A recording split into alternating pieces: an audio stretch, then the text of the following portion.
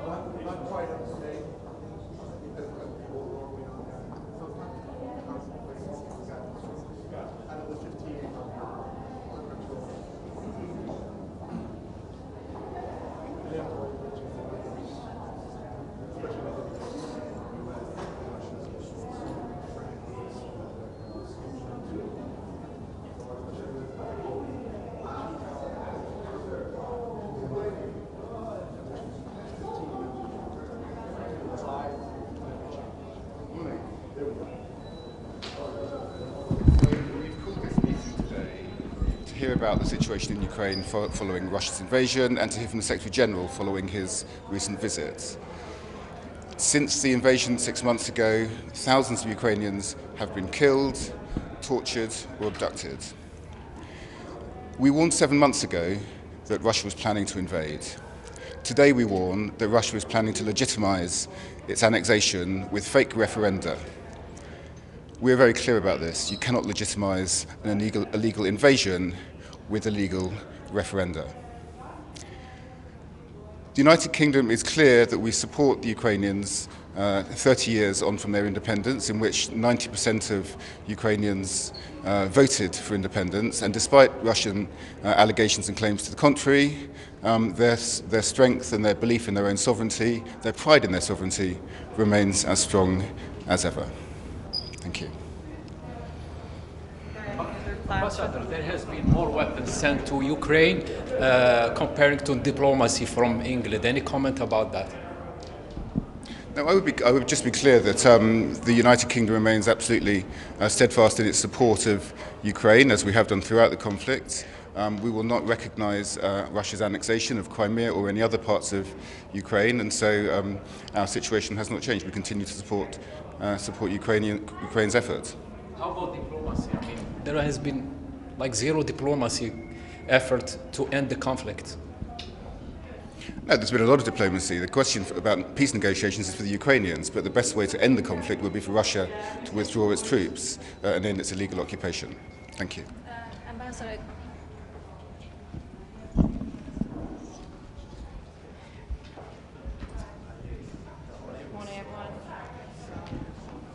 Good morning. Listen, today I think is a fairly grim day, but it's important to recognise that it is 6 months since Russia's illegal and unprovoked re-invasion of Ukraine, and that's why Ireland stood together with other council members to call this meeting. Today we feel it's important that we stand firm and in solidarity with the people of Ukraine. I suppose our position has been consistent. The Russian Federation needs to withdraw its troops from the entire territory of Ukraine, which is internationally recognised, and it can do that and it must do that, and it's of great concern to us that it hasn't done that to date. So today we really stand in solidarity with the people of Ukraine on their Independence Day. Thanks very much.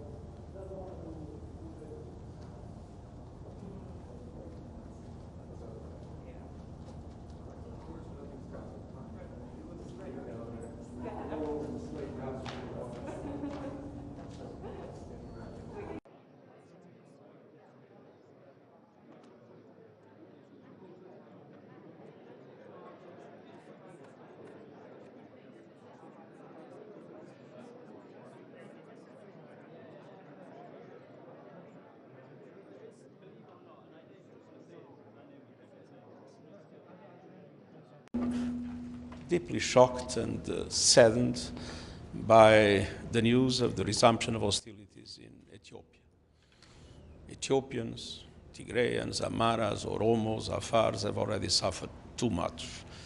My strong appeal is for an immediate cessation of hostilities and for the resumption of peace talks between the government and the TPLF, with, at the same time, the full guarantee of humanitarian access to people in need and the reestablishment of public services.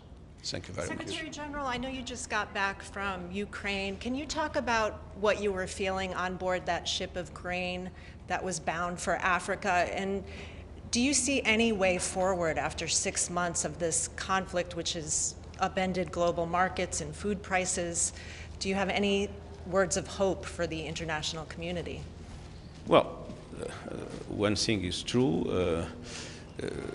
We were able to create the conditions for an agreement that is now contributing in a decisive way to reduce food prices around the world. But of course, the most important is peace. Thank you.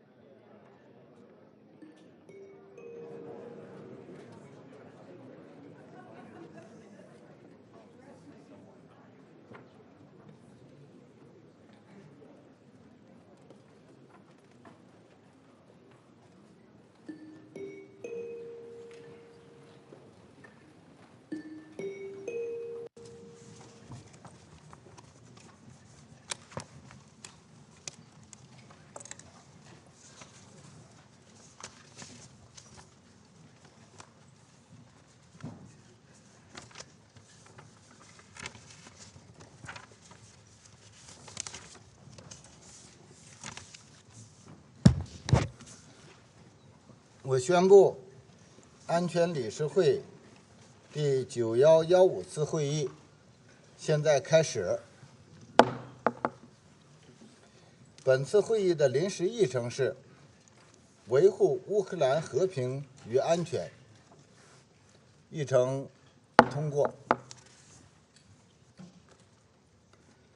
我收到了乌克兰常驻联合国代表的来信，他在信中要求根据安理会暂行议事规则第37条，邀请乌克兰总统泽连斯基先生阁下通过视频参加今天的会议。是否有安理会成员希望就这一问题发表意见？我请俄罗斯代表发言。Господин председатель, наша делегация возражает против виртуального участия президента Украины Владимира Зеленского в сегодняшнем заседании. Хотели бы подробно объяснить суть нашего возражения. Мы не против участия президента Украины или его представителя в заседании. Повторю еще раз для протокола и для тех, кто попытается извратить нашу позицию. Мы не возражаем против участия президента Украины в заседании. Но только такое участие должно быть очным, то есть с его физическим присутствием в зале Совета Безопасности. Это не наша прихоть, а правила, которые регулируют работу Совета. Здесь нет политики, это исключительно вопрос процедуры. Кроме того, это еще и вопрос уважения к членам Совета и к Совету как органу. Действительно, когда мир столкнулся с пандемией коронавируса, мы коллективно решили, что продолжим работу в виртуальном режиме. Но все наши встречи через видеосвязь по нашему общему решению были неофициальными встречами. Затем, вернувшись в зал заседаний после острой фазы пандемии, мы решили, что Совет возобновляет нормальные условия работы. Значит, вернулись и временные правила процедуры. То есть, если мы, члены Совета Безопасности, сидим в зале, то и другие государства, члены, участвующие по правилу 37, должны присутствовать в зале. Господин Зеленский уже дважды выступал в Совете по видеосвязи. Мы каждый раз в письменном виде высказывали наше негативное отношение к этому. Но западные члены СБ тогда объясняли и заверяли нас письменно, включая председателей, которые приглашали президента Украины, что это исключение, которое не создает прецедента. Прецедент не создается после первого или второго раза. Однако третий раз это уже не исключение. Хотели бы напомнить тем членам Совета, которые председательствовали или будут председательствовать в Совете Безопасности, что и мы, и они уже сталкивались с такими случаями. Мы можем еще понять, что было сделано несколько исключений. Когда мы только вернулись в зал после пандемии, когда она еще не позволяла лидерам некоторых стран путешествовать. Однако в этом году наше председательство в феврале и другие председательства отказывали высокопоставленным представителям государств-членов выступать по правилу 37 по видеосвязи. Так почему в этом вопросе в Совете Безопасности должны быть двойные стандарты? Почему другие главы и министры других государств, находящихся на повестке дня Совета Безопасности, подвергаются дискриминации? Это напоминает нам ситуацию с международной гуманитарной помощью, которая хлынула потоком на Украину, а про помощь людям в других частях света все забыли. Или двойные стандарты Европы в отношении мигрантов, когда беженцам из Украины на всех европейских границах дают зеленый свет, а на пути беженцев из Африки, Ближнего Востока и других регионов ставят глухие заборы. Не можем согласиться уже в третий раз сделать исключение для одной страны и одного человека. А заседание было объявлено за неделю. Все возможности приехать в Нью-Йорк у президента Украины были. Мы постоянно наблюдаем Владимира Зеленского, встречающим иностранные делегации, перемещающимся по стране и даже позирующим для съемок модным журналам. К тому же он заявлен главой делегации Украины на 77-й сессии Генеральной Ассамблеи, что может быть реализовано только очным участием.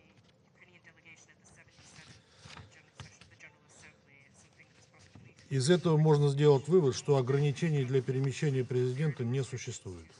Знаем и об активных международных поездках министра иностранных дел Украины Дмитрия Кулебы. Более того, мы видим сегодня в зале генерального секретаря ООН Антонио Гутерреша, который побывал на Украине, ездил там в разные города. Еще раз повторю, что мы ставим под сомнение не участие главы украинского государства в заседании, а именно правомерность его выступления по видеосвязи. Благодарю вас. Мы просим, господин председатель, поставить этот вопрос на процедурное голосование. 谢谢俄罗斯代表的发言。下面我想知道还有其他安理会成员发言吗？我请阿尔巴尼亚代表发言。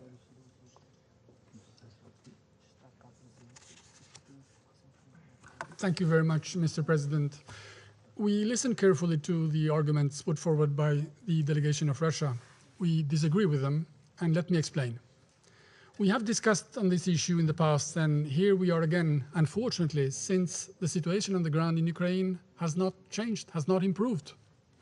We agree that in the post-pandemic situation, participation virtually under Rule 37 should be an exception. We are faced with such a situation since a democratically elected leader of a sovereign country, a member of the United Nations, cannot leave his country for reasons beyond his control. And we all know what the reasons are. The letters of the United Kingdom, Albania and the United States, respectively of 11 April, 18 July and 19 July, have explained in detail the reasons for granting the Ukrainian president the possibility to address the Security Council virtually. Allow me to reiterate that the justification for this exception remains unchanged from the previous times when the Council agreed that the President could address the Council via VTC. It was so in April, it was so in June, and it is sadly now. Ukraine is at war under foreign invasion. When a full military attack on a country, Ukraine, remains ongoing, with Independence Day, this day, with curfews imposed in various cities because of that threat, the Security Council cannot reasonably demand that the President travels to New York if he wants to participate in a session.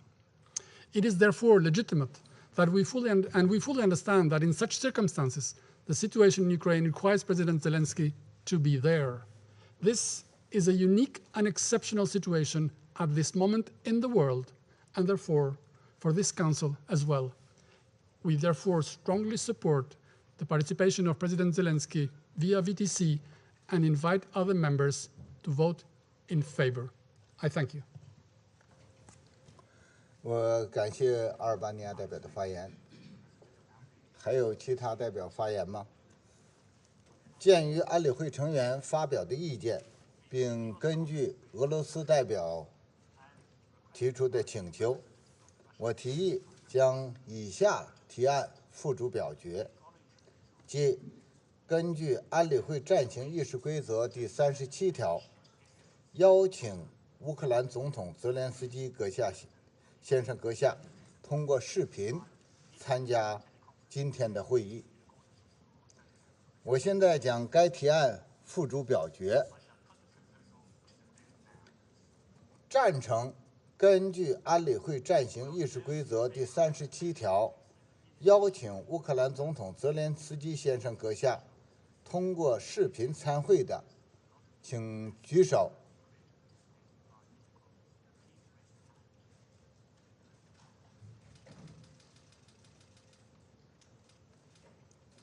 反对的，请举手。弃权的，请举手。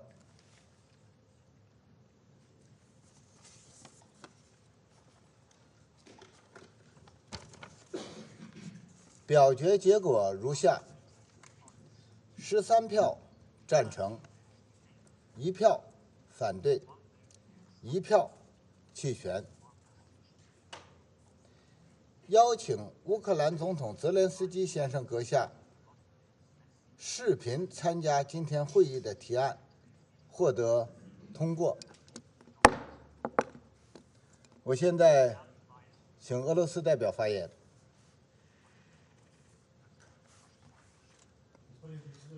Сожалеем, что члены Совета высказались против соблюдения правил его работы. мы еще могли бы понять логику западных покровителей Киева, которые готовы пожертвовать не только всеми украинцами, покрывая преступления режима, но и работой Совета Безопасности ООН. Однако мы крайне разочарованы тем, что и другие члены, которые, приходя в Совет, берут на себя обязательство соблюдать его правила и защищать их, сегодня способствовали размыванию его устоев и практики. Мы призываем всех государств-членов ООН обратить внимание на сегодняшнюю ситуацию. Несмотря на нашу позицию, мы выслушаем господина Зеленского, потому что и нам есть, что ему сказать. Надеемся, что он будет присутствовать на сегодняшнем заседании до его завершения. И мы посмотрим, сможет ли господин Зеленский приехать на 77-ю сессию Генеральной Ассамблеи в качестве главы украинской делегации или нет, как утверждал представитель Албании. Благодарю вас.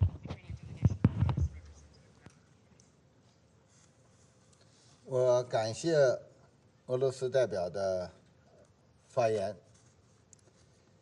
现在我邀请泽连斯基总统先生阁下视频出席今天的会议。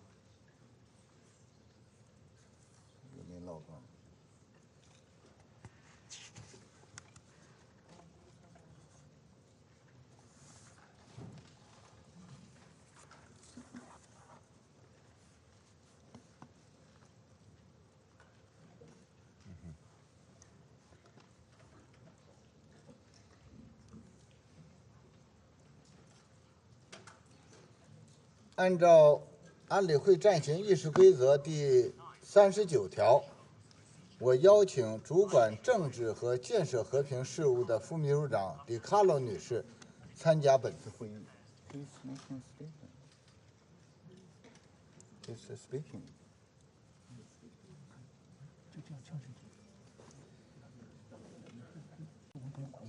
就这样决定。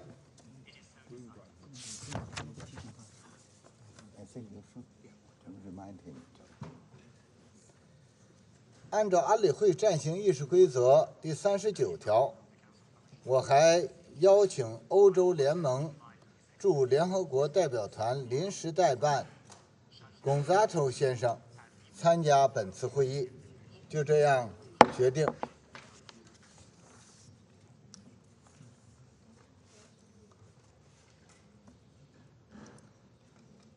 安全理事会现在开始审议议程项目2。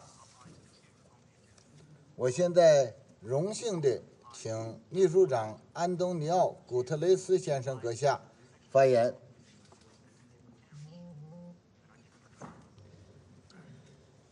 Mr. President of Ukraine, Excellencies, today marks a sad and tragic milestone.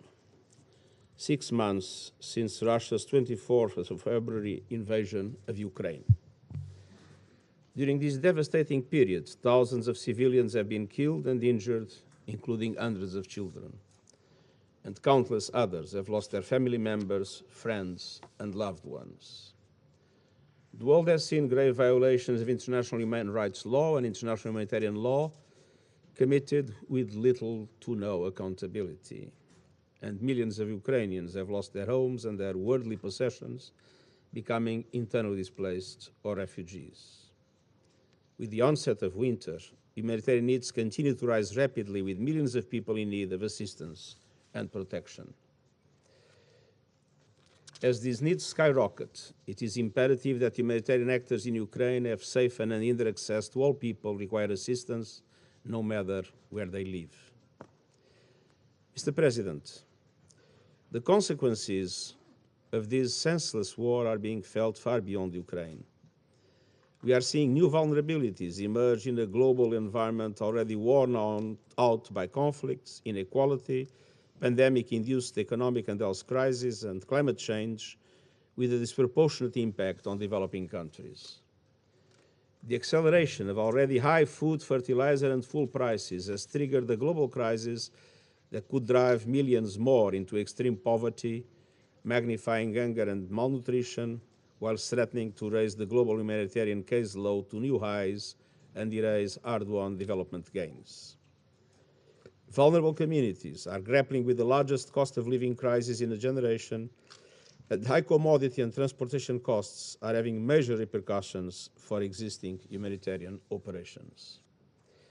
Mr. President, Under Secretary General Rosemary DiCarlo will brief the Council on the impact of the armed conflict in Ukraine, both inside and outside the country, over the past 6 months. As I mentioned on Monday, I wanted to take this opportunity to provide a brief update on my recent travel to Ukraine.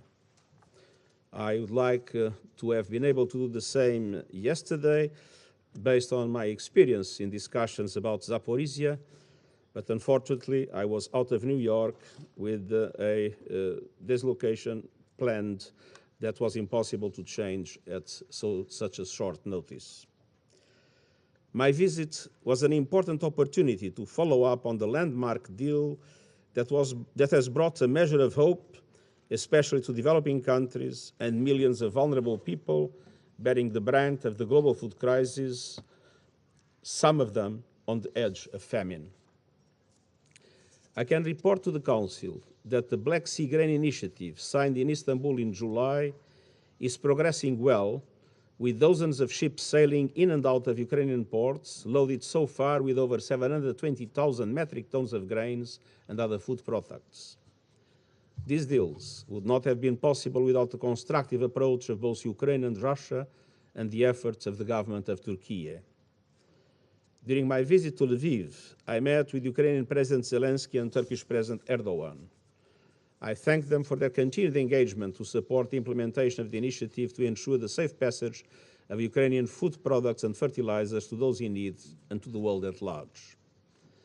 I was filled with emotion visiting the port of Odessa and the Joint Coordination Center in Istanbul. On my visit to Odessa, I went aboard a bulk carrier called MV Kubrosly Y, as it was being loaded with about 10,000 metric tons of wheat. It was deeply moving to peer into the hold of this cargo ship and see wheat pouring in.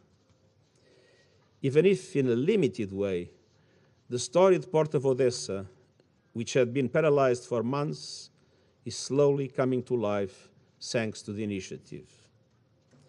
In Istanbul, I saw the WFP chartered ship, the MV Brave Commander. It was proudly flying the UN flag with its cargo destined for the Horn of Africa, where millions of people are at risk of famine. I then had the opportunity to walk up the long and narrow gangway of the SSI Invincible II, having to keep up Ukrainian grain in the port of Chornomorsk. The vessel will carry one of the largest hauls of grain leaving Ukraine to date, more than 50,000 metric tons. Mr. President, just a few weeks ago, much of this would have been hard to imagine. We are seeing a powerful demonstration of what can be achieved in even the most devastating contexts when we put people first. And I stressed in Odessa and Istanbul, what I saw was the more visible part of the solution. The other part of this package deal is the unimpeded access to global markets of Russian food and fertilizers, which are not subject to sanctions. It is critical that all governments and the private sector cooperate to effectively bring them to market. Together with the task team led by Rebecca Greenspan, I will continue my intense contacts for that purpose. In 2022, there is enough food in the world. The problem is its uneven distribution. But if we don't stabilize the fertilizer market in 2022, there simply will not be enough food in 2023. Many farmers around the world are already planning to reduce areas for cultivation for next season. Getting much more food and fertilizers out of Ukraine and Russia at reasonable cost is vital to further calm commodity markets and lower prices for consumers. I once again commend the parties for their engagement in this process and urge them to continue to build on this progress. I also renew the call I made in Odessa for a massive scaling up of support to the developing countries getting hammered by the global food crisis. The shipment of grain and other foodstuffs is crucial, but it won't mean much if countries cannot afford them. Developed countries and international financial institutions must do more to ensure that developing countries can fully capitalize on the opportunities of the Black Sea Grain Initiative. Mr. President, despite progress on the humanitarian front, fighting in Ukraine shows no signs of ending, with new potential areas of dangerous escalation appearing. Two places were ever present in my mind and in my discussions in Ukraine: Zaporizhia and Ornivka. I remain gravely concerned about the situation in and around Europe's largest nuclear power plant in Zaporizhia. The warning lights are flashing. Any actions that might endanger the physical integrity, safety, or security of the nuclear plant are simply unacceptable. Any further escalation of the situation could lead to self-destruction. The security of the plant must be ensured, and the plant must be re-established as purely civilian infrastructure. In close contact with the IAEA, the UN Secretariat has assessed that we have in Ukraine the logistics and security capacity to support any IAEA mission to the Zaporizhia nuclear power plant from Kyiv, provided both Russia and Ukraine agree. And I welcome expressions of support for such a mission and urge that to happen as soon as possible. Mr. President, I am deeply disturbed by the allegations of violations of international humanitarian law and violations and abuses of human rights related to the armed conflict. International humanitarian law protects prisoners of war. The International Committee of the Red Cross must have access to them wherever they are held. The United Nations Human Rights Monitoring Mission in Ukraine and the UN Independent International Commission of Inquiry on Ukraine continue to monitor, document, and report with a view to supporting the investigation of alleged violations. Work is also ongoing to deploy the recently established fact-finding mission to Ornivka to look into the incident on 29 July. This mission must be able to freely conduct its work, to gather and analyze necessary information, and to find the facts. It is imperative that the mission has safe, secure, and unfettered access to all relevant places and persons, and to all relevant evidence without any limitation, impediment, or interference. Mr. President, Excellencies, on this 31st anniversary of Ukraine's independence, I wish to congratulate the Ukrainian people. The people of Ukraine and beyond need peace, and they need peace now. Peace in line with the UN Charter, peace in line with international law, and I thank you. 我感谢秘书长先生刚才所做的引导性发言。我现在请迪卡洛女士发言。Mr. President, on 23 February 2022, this chamber heard impassioned pleas to avert a war in Ukraine, to no avail. Today, exactly 6 months later, there is no end in sight to the conflict triggered by the Russian Federation's invasion. As we meet, the heaviest fighting is concentrated in the eastern Donbas region, in the south near Kherson and Zaporizhia, and in the northeast near Kharkiv. But virtually all corners of Ukraine are affected, and no one is out of reach of missile strikes. At the same time, several attacks, conducted mainly with drones, have also been reported in the Autonomous Republic of Crimea and the city of Sevastopol, Ukraine, occupied by the Russian Federation since 2014. Mr. President, civilians are paying a heavy price in this war.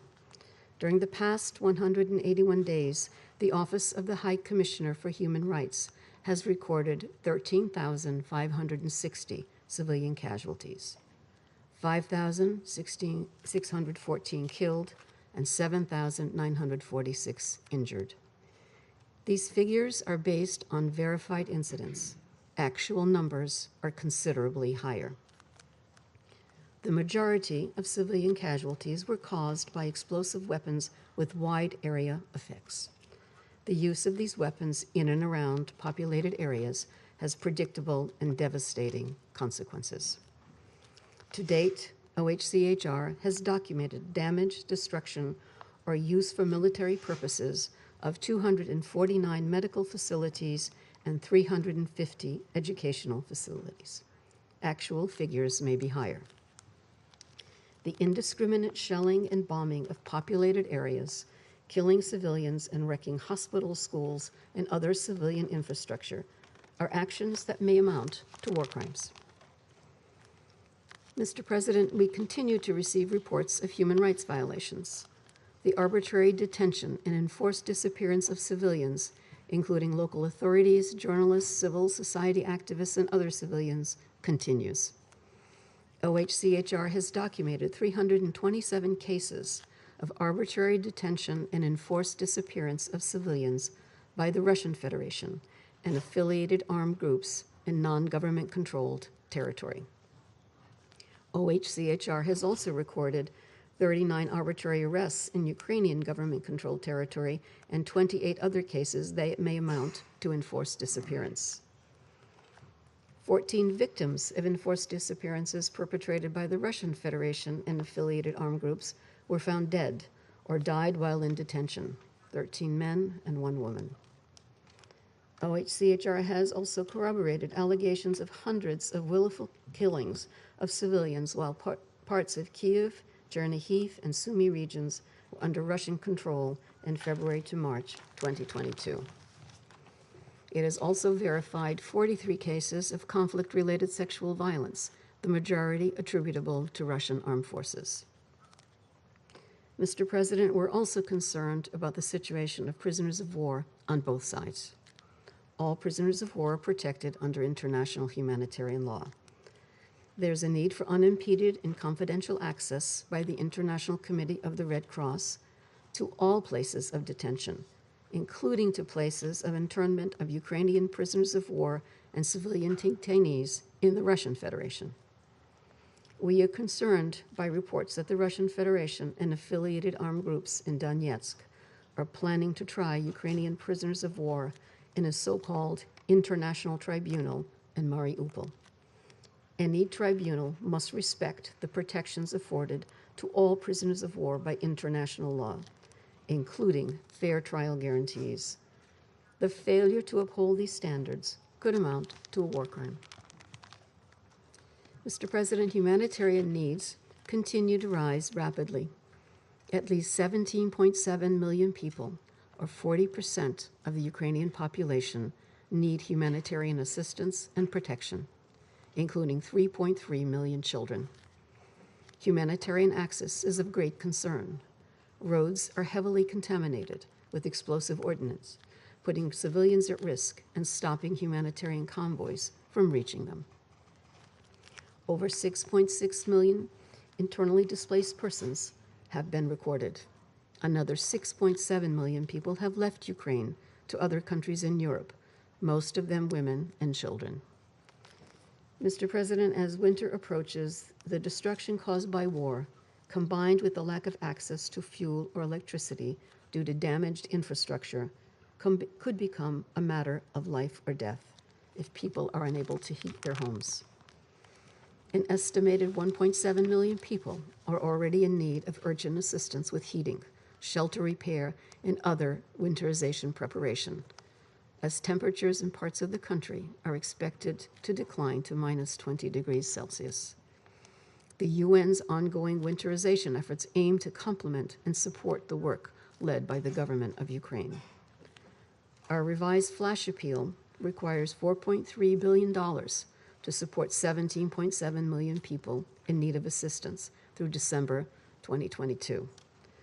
Donors have generously provided $2.4 billion as of 19 August. The humanitarian response has scaled up to 500 humanitarian organization partners, reaching over 11.8 million people with at least one form of assistance. The war has severely impacted agriculture in Ukraine, leaving thousands of farmers without income, destroying grain storage facilities, and exacerbating food insecurity among vulnerable groups. According to the World Food Program, 20% of the people of Ukraine have insufficient food. Mr. President, as the Secretary General emphasized, the repercussions of the war in Ukraine are being felt worldwide.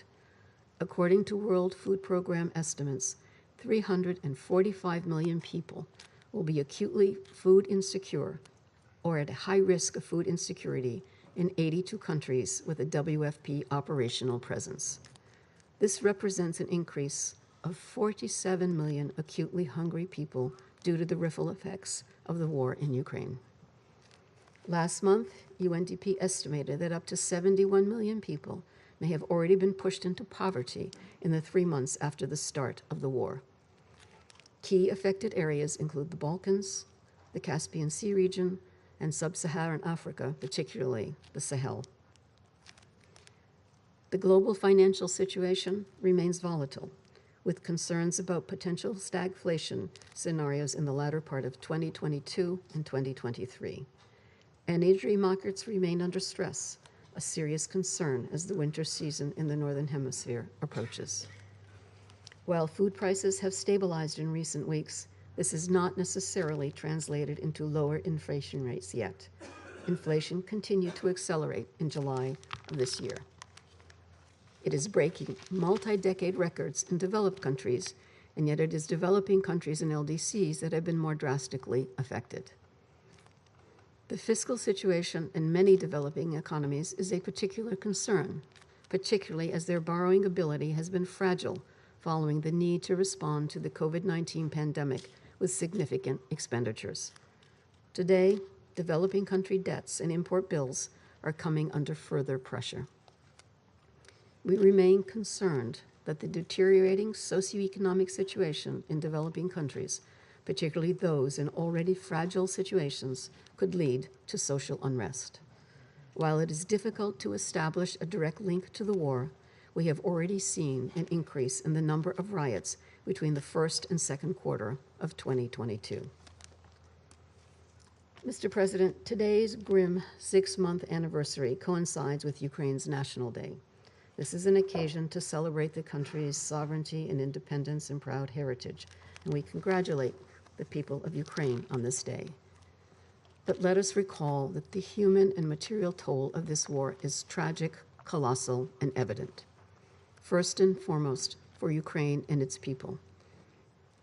And the economic consequences for the world are ominous and growing. The conflict is having another impact that, although less tangible, is just as perilous. In deepening global divisions and exacerbating mistrust in our institutions, the war is weakening the foundations of our international system. The consequences of a breakdown in how the world manages questions of peace and security are frightening to contemplate. This war is not only senseless, but exceedingly dangerous, and it touches all of us. It must end. Thank you, Mr. President. 感谢迪卡罗女士所做的发言。我现在请乌克兰总统泽连斯基先生阁下发言。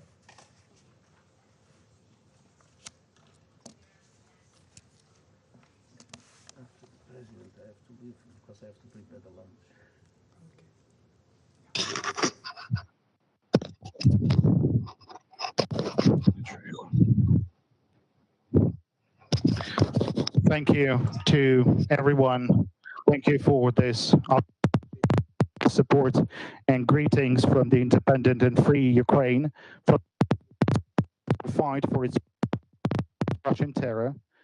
Just recently, as I was preparing for this statement, I've received information Russia has launched missiles against the Dnipropetrovsk region, against the railroad station, the railroad cars at the station.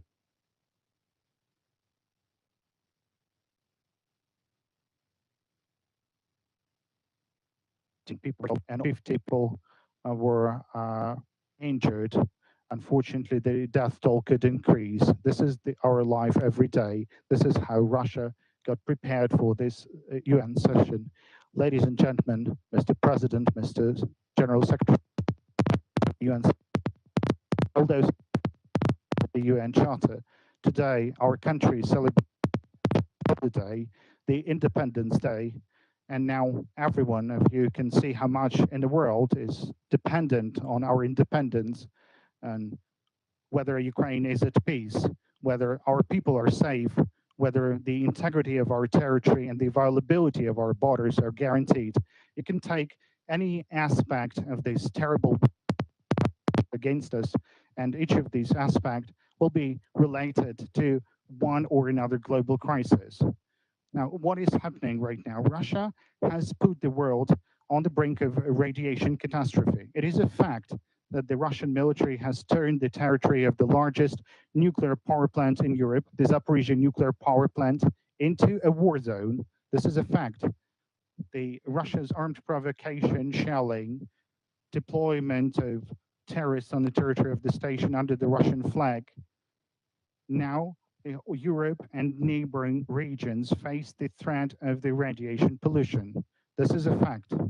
Now, what is the Chernobyl? The Zaporizhzhia nuclear power plant has 6 reactors.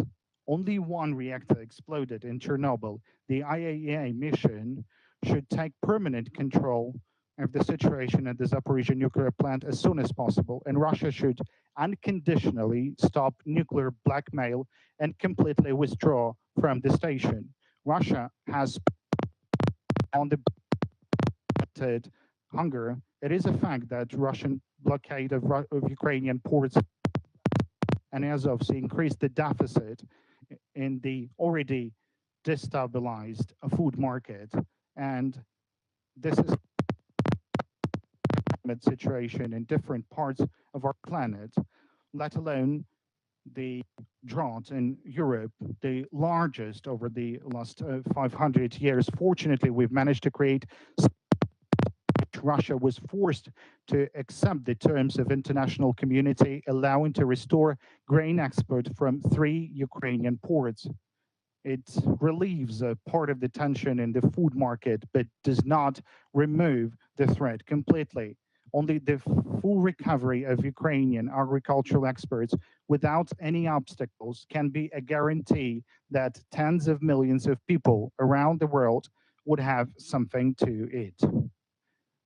And aren't you feel resent to the fact that even now, in the 21st century, you still have to fight to save tens of millions of people in different countries from this artificial hunger? This artificial one, which was provoked by a single country with its insane aggression. And that's also a fact. Ukrainians do feel that. The UN was established not to debate in the 21st century over the aspects that should have long remained in the past. But nevertheless, I thank Mr. Secretary General of the UN and the Turkey and to the President of the Turkey and to all other responsible members of international relations who are fighting against the food crisis to which only Russia is responsible. In the coming weeks, we have to do everything to expand the existing grain initiative. Let's take another aspect, the energy. It is a fact that Russia is deliberately trying to impose energy poverty upon tens of millions of people, deprive them of normal access to basic goods by deliberately raising energy prices. All this is done by a permanent member to the UN Security Council who still uses the privilege of its veto right. The energy crisis for Europe, the threat of large-scale hunger, the political chaos for African and Asian countries, the price crisis in the whole world, isn't it too much for a single country whose representative sits among you? I will mention one more aspect, the values. Indeed, we should honestly talk about the point that values are perceived differently in different parts of the world. There's different approaches, but everywhere in the world, life has value, peace has value, economic prosperity has value. All countries, if they respect themselves and their people, punish for murder and not honor the executioners. However, we see that there is a country that is not behaves differently and is proud of doing so. it rewards murderers and encourages executioners. And this is a threat not only for Ukraine. Thousands of Ukrainians were killed by the Russian invaders. Dozens of our cities were destroyed by Russian artillery. Russia does not comply with fundamental conventions on the prisoners of war. This is something that was also mentioned today. The deliberate killing by the Russian occupiers of our prisoners of war in Olenivka became one of the most terrible pages in the history of Europe. And there is an immediate need for a UN fact-finding mission in Olenivka, and the mandate of which should be extended to cover all Ukrainian POWs currently held by Russian forces. There is no such war crime that the Russian occupiers have not yet committed on the territory of Ukraine. But if Russia is not stopped now, and in Ukraine, if it is not stopped by the victory of Ukraine, then all these Russian murderers will inevitably end up in other countries, Europe, Asia, Africa, Latin America. There are traces of Russian war criminals everywhere, and we must all get united and act decisively as soon as possible, so there are no more traces of Russian missiles and no more cities burned by Russian artillery, so that there would be no threat of a radiation catastrophe ever again. Russia must release the captured territory of Ukraine so that there would be no food crisis. Russia would need to withdraw from our land, from our sea, so that no country in the world can ever again disregard the UN and conventions binding on all mankind. There's no Russia must be held accountable for the crime of aggression against Ukraine. The relevant resolution will be submitted for the consideration of the 77th session of the UN General Assembly. In order for a sense of justice to return to international relations, we must all confirm and force Russia to recognize that the inviolability of borders and peace are unconditional values for all nations. This is why the independence and integrity of our country are of fundamental importance for the international relations. Preserving our independence, guaranteeing returning normal economic ties with Ukraine will restore the true power to the UN Charter and save the world from the crises that we're all forced to face now. Mr. General Secretary Antonio Guterres has the ambitious intention of organizing the summit of the future next year. We support this initiative and reaffirm that in order to build the future, it's necessary to leave in the dustbin of history what has always prevented humanity from living in peace, namely the aggression and colonial ambitions. That is what Russia has came with to Ukraine. And I believe that we can surely build the future. That would be good and symbolic to have this summit in Ukraine. It is on the territory of Ukraine that the world's future is decided, whether we will have a future at all. This is being decided also at the Zaporizhzhia nuclear power plant and in our seaports and in Donbas and in the Crimea. Our independence is your security, the security of the entire. For this opportunity, for the understanding of my situation, for the situation of our country. Thank you for the attention, and I thank the Chinese presidency to participate in this session in the online format. Glory to Ukraine. 我感谢泽连斯基先生阁下的发言。下面请安理会成员发言。我请美国代表发言。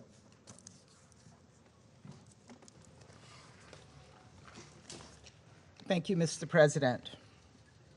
And thank you, Secretary General Guterres and Undersecretary General DiCarlo for your briefings. I would also like to congratulate Ukrainians on their Independence Day and thank President Zelensky for participating in this meeting today. President Zelensky, the United States stands with you and the people of Ukraine today and every day. And every Russian bomb that falls only strengthens our resolve to support your sovereignty and your independence.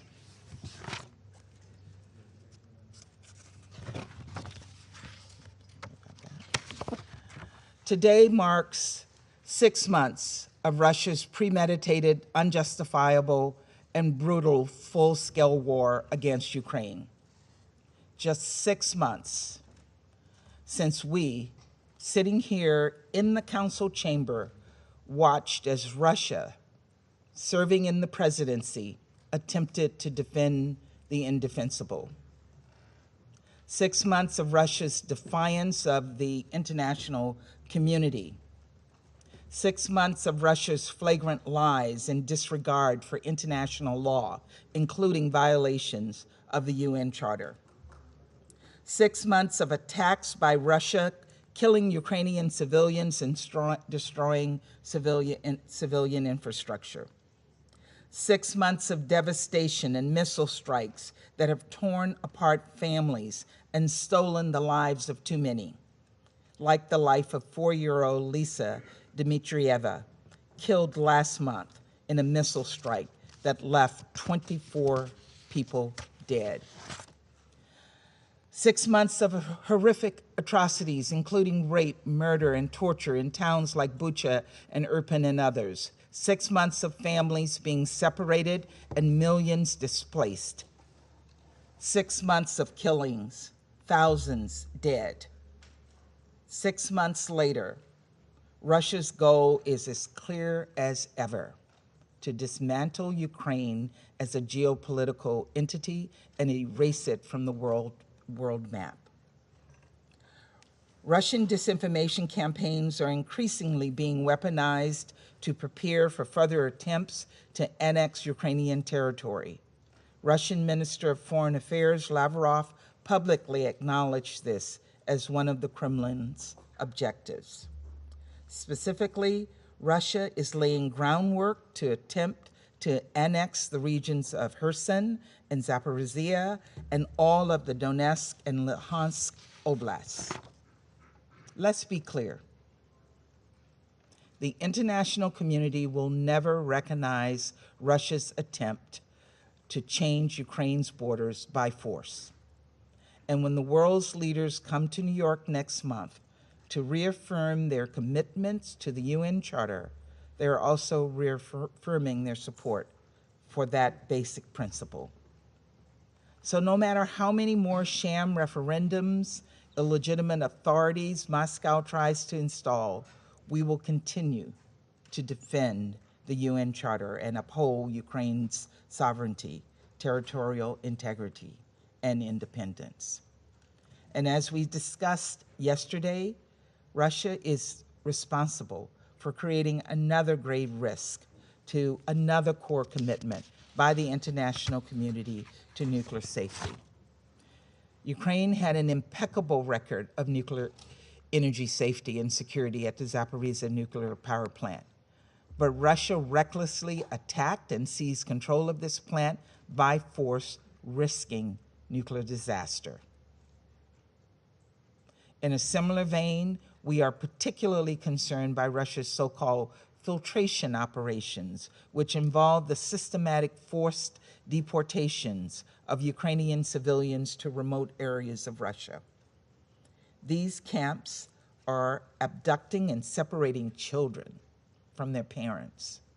Russian forces are forcibly confiscating and replacing passports, dictating curriculums in schools, and replacing Ukrainian street names and other public signs with Russian language alternatives.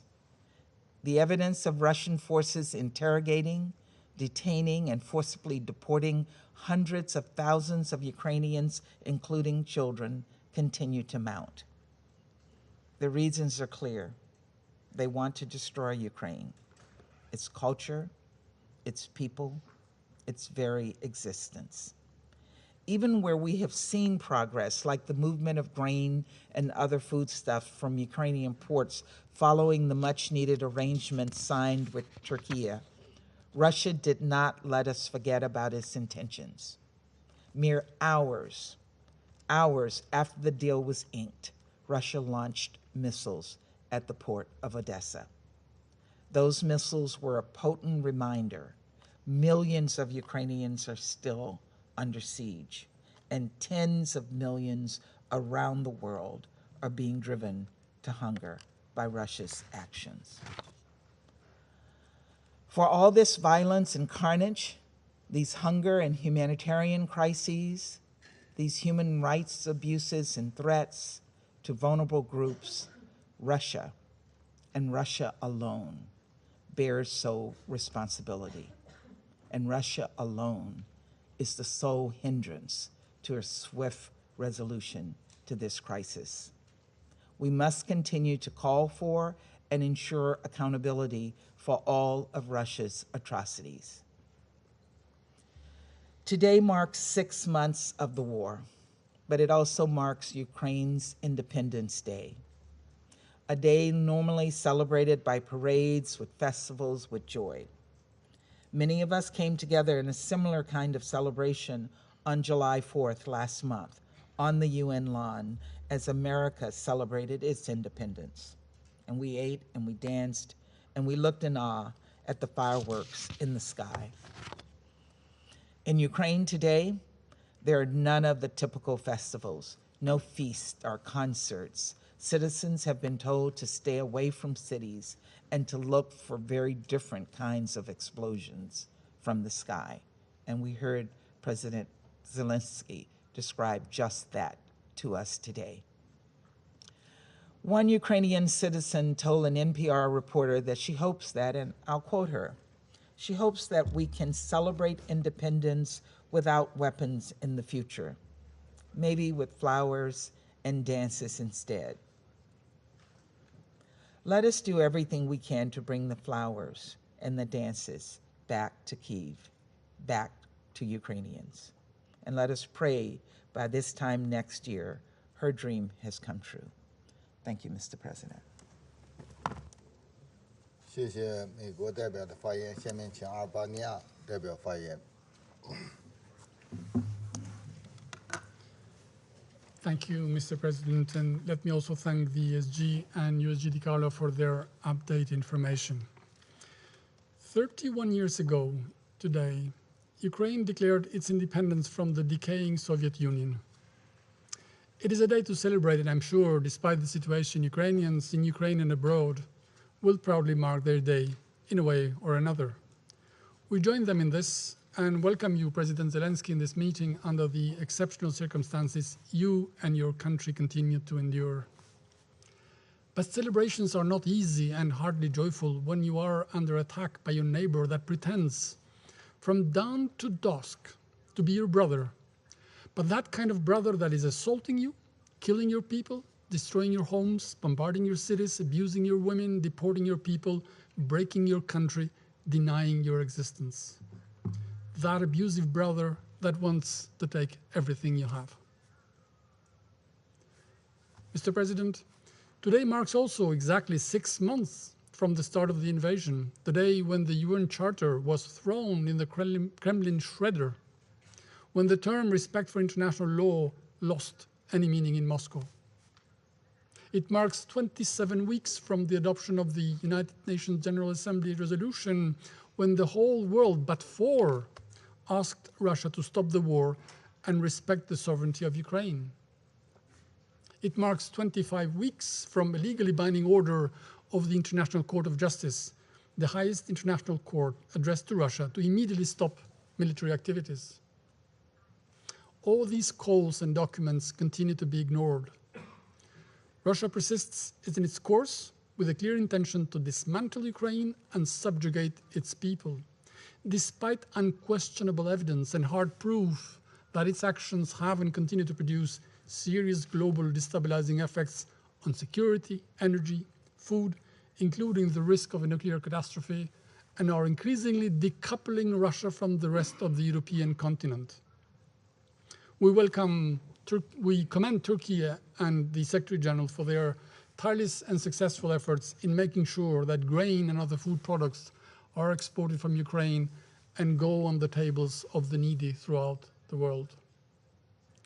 Colleagues, the war is having a terrible negative impact on everything in Ukraine and beyond, but hardly anything compares with the devastating impact on civilians in general and their children in particular, the future generation. Some 1,000 children, maybe more, will not be there to see the liberated Ukraine. They have been killed, 5 every day. 5.2 million are in need of humanitarian assistance. 3.6 million have been affected by the closure of schools or by the impact of attack on schools, which will continue to delay children's return to in-person learning. Many more millions are left with invisible wounds that must be addressed without delay to prioritize children's mental health and psychological needs and help them build resilience. If there were one single reason to put an immediate end to this war, it is this: to save children, the future generations, from the scourge of war, as it is written in our Constitution. Mr. President, a few weeks ago, a deadly explosion killed 53 Ukrainian prisoners of war held in Ukraine territory under the Russian control. This tragic event is still not independently elucidated, and as for everything of that nature, we are told that Ukraine did it. Prisoners of war should have been protected by law, as well as by the guarantees given to the UN and the International Committee for Red Cross, that the Azov detainees would be properly treated. Unfortunately, 53 of them were killed. We welcome the appointment of the investigation team by the Secretary General. We strongly ask the UN to do everything to make sure that the investigation is done impartially and on the UN terms. Those responsible for such despicable crimes must be held accountable. Mr. President, with the regular army stretched thin after 6 months of a disastrous and bloody invasion of Ukraine, there is increasing evidence that the Kremlin is making dreadful choices and recruiting Russia's prisoners to fight. Credible reports and meticulous investigations point into that direction. This is very worrying in a situation that is already alarming, since when we have seen what regular soldiers were able to execute in Bucha, we have shivers thinking about what may happen when you give weapons to murderers and criminals who should be behind bars in Russia and not in Ukraine in military uniform. These new fighters, if that proves true, will fill in for those who have come to senses, discovered the truth and abandoned the war, not to continue to be partners in crime, like Pavel Filatiev. He was sent to Kherson. He is free to speak his mind now and tell his story. And what is he saying? Let me quote. "We understood that we were dragged into a serious conflict where we are simply destroying towns and not actually liberating anyone. We do not see any reason that our government is trying to explain to us. All of it is a lie. We are just destroying peaceful lives." End of quote. His account is much longer, 141 pages, out there in the open for everyone to read, the immense despair of someone sent to commit crimes next door. Mr. President, we have warned before and wish to reiterate, particularly on this day, any territory annexation, any development incompatible with the Ukraine constitution imposed by Russia, such as sham elections or referendums à la Russe, will not be accepted, will not be recognized. Pro-Russian officials in the territories under Russian control speak openly of joining Russia by implementing the Crimea template. This will be null and void, a dead end. As stated by key European leaders as recently as yesterday, Ukraine friends are ready to support Ukraine's fight to defend itself, not because anyone is against Russia and the Russians, but simply because all those who are for peace see in Ukraine the litmus test of the European security architecture and the stress test of resilience of world peace and security in front of long-gone imperial behavior. Colleagues, on this day we reaffirm once more our full and unwavering solidarity with the people of Ukraine. We pay tribute to all those who are fighting to defend their land and their lives, and to all those sacrificed for the independence and freedom of Ukraine. We reiterate our support for the sovereignty and territorial integrity of Ukraine within its internationally recognized borders, and we call on Russia to stop the war, withdraw its troops, and change course, so that next year at this time there is a real happy parade in Kiev, not the one with the burnt out or abandoned husks of Russian military equipment, the epitome of this senseless war. And I thank you.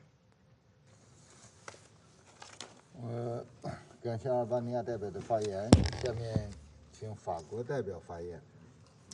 Je vous remercie, Monsieur le Président. Je remercie le secrétaire général et Madame Di Carlo pour leur présentation et je souhaiterais saluer l'intervention du président Zelensky ce matin. Monsieur le Président, depuis 6 mois précisément, les Ukrainiens résistent avec un courage extraordinaire à la guerre d'agression lancée par la Russie, avec son lot terrible de souffrances et d'exactions de masse. Les Ukrainiens, faut-il le rappeler, se battent pour la souveraineté et l'intégrité territoriale de leur pays. Quel meilleur moment pour leur rendre hommage qu'aujourd'hui, jour de leur fête nationale qui a marqué en 1991 l'indépendance de l'Ukraine. À travers sa lutte, l'Ukraine défend aussi les buts et les principes de la Charte des Nations Unies. Et c'est pourquoi la France continuera de se tenir à ses côtés. Avec nos partenaires européens, nous continuerons à la soutenir aussi longtemps qu'il le faudra face à l'agression russe. En ce jour de célébration de l'indépendance ukrainienne, je redis aussi clairement que la France ne reconnaîtra jamais l'annexion des territoires occupés par la Fédération de Russie. La France ne reconnaîtra pas la légitimité de référendums d'indépendance qui seraient organisés par la Russie dans ces territoires pour tenter de légitimer son agression, pour maquiller ces violations flagrantes du droit international, pas plus qu'elle n'a reconnu ou qu'elle ne reconnaîtra l'annexion de la Crimée. Monsieur le Président, avec cette guerre, la Russie contribue à déstabiliser encore davantage un monde sur lequel pèsent déjà de graves menaces. Nous nous félicitons que le centre de coordination conjoint à Istanbul soit désormais opérationnel, que 33 navires aient pu quitter les ports ukrainiens depuis la signature des accords d'Istanbul.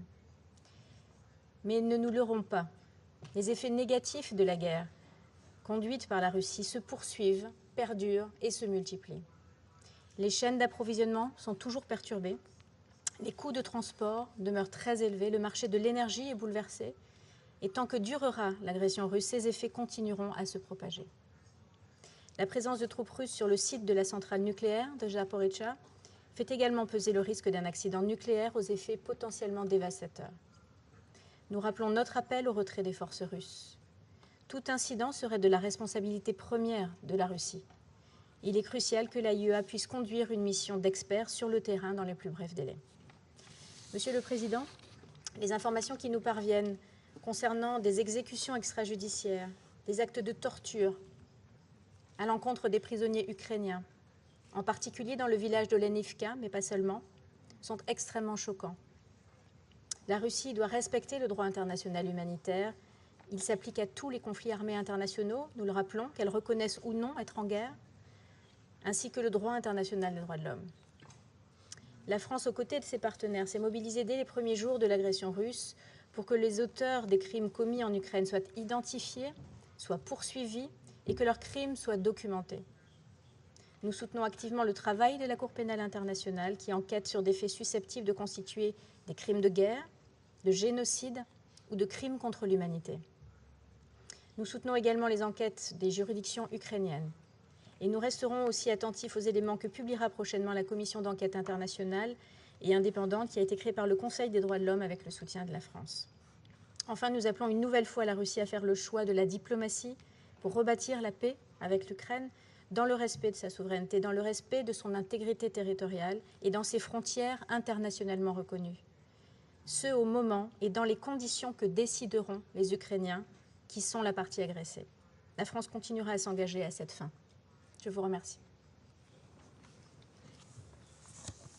我感谢法国代表的发言，下面请爱尔兰代表发言。Thank you, Mr. President, and I would like to thank the Secretary-General for his remarks and indeed his efforts with regards to resolving the war in Ukraine and its wider consequences, including for global food security. I also thank USG Di Carlo for her briefing And I want to welcome President Zelensky's address to the Council and reiterate Ireland's unwavering friendship and support to the people of Ukraine on the occasion of their Independence Day. Mr. President, it is 8.5 years since Russia first violated the sovereignty and territorial integrity of Ukraine.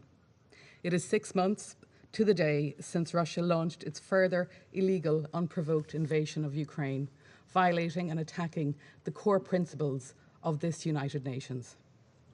Yet let us be clear, the internationally recognised borders of Ukraine have not changed in the last 6 months, nor in the last 8.5 years.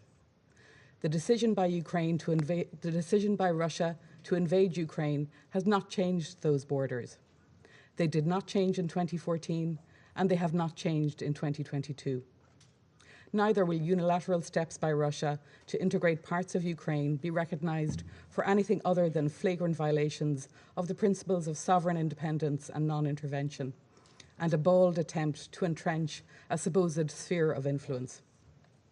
We also condemn the dangerous, escalatory and unacceptable nuclear rhetoric by Russia during this conflict.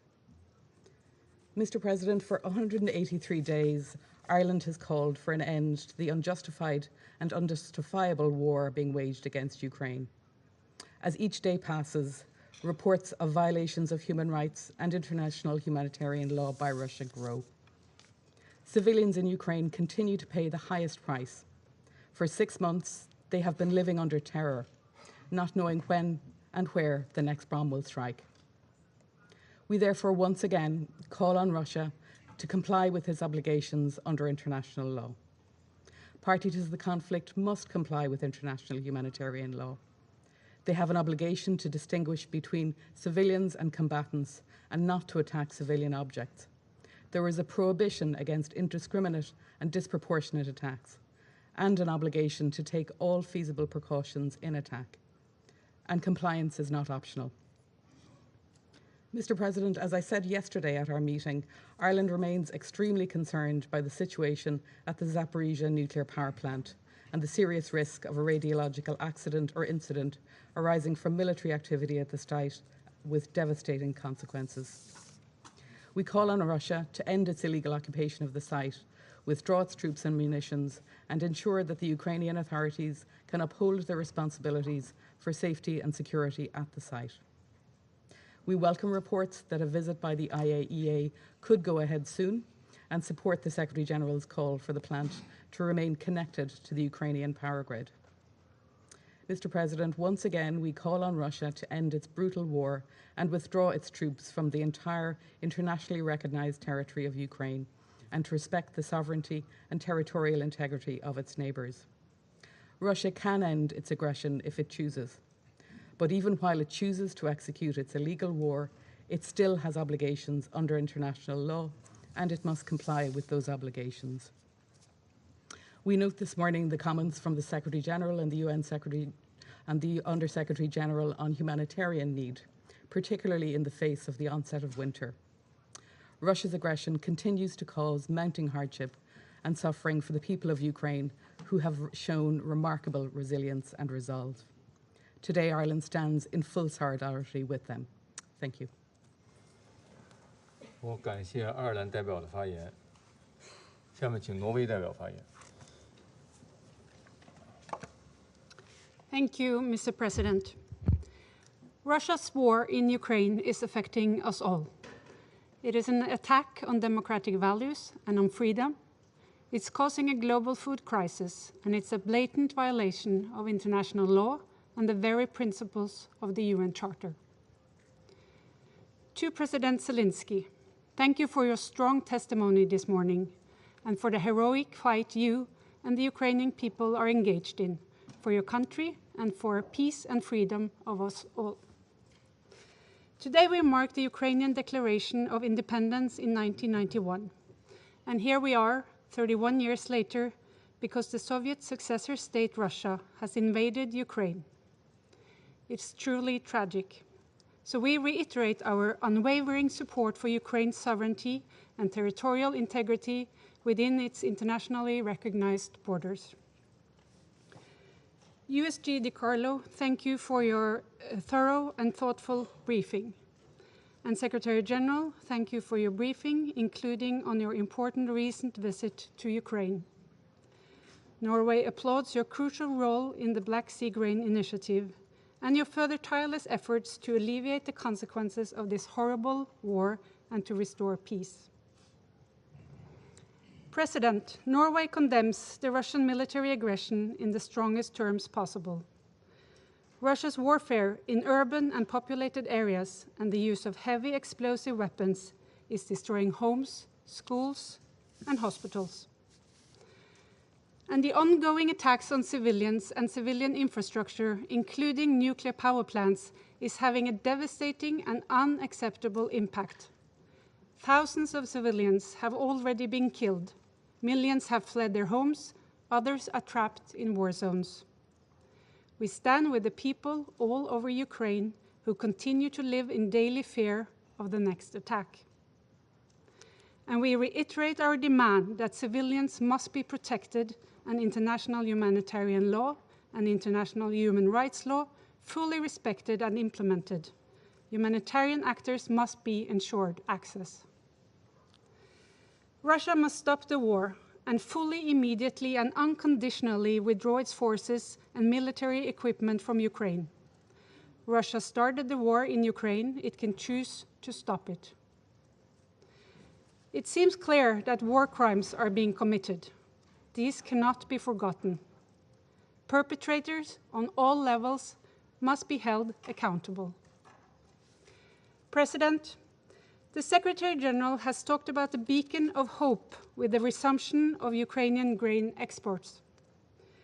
We are encouraged that the critical transportation line from a global breadbasket might be restored. It is much needed for Ukrainians as well as the world's most vulnerable people and countries. And it is critical that the World Food Programme and other humanitarian actors again can purchase grain from Ukraine for humanitarian food assistance. It is now vital that the Black Sea Grain Initiative is fully implemented. President, the accumulated effects on the war are felt by more people every day. In May, this Council expressed its unified support for the efforts of the Secretary General in the search for a peaceful solution. We must continue to support the Secretary General in his efforts for dialogue and mediation between the parties in the search for peace and freedom for the people of Ukraine. And we stress the joint responsibility of the members of this Council to make every effort to ensure peace. Again, to the Ukrainian people, our thoughts are with you on your National Day and every other day. We reiterate our solidarity with you. I thank you. 我感谢挪威代表的发言，下面请英国代表发言。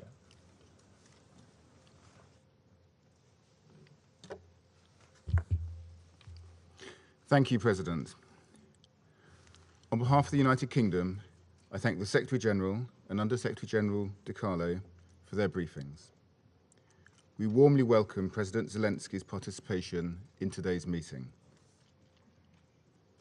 6 months ago, even as this Council met late into the night to try to avert catastrophe, Russia launched an unprovoked and illegal invasion of Ukraine in violation of the UN Charter.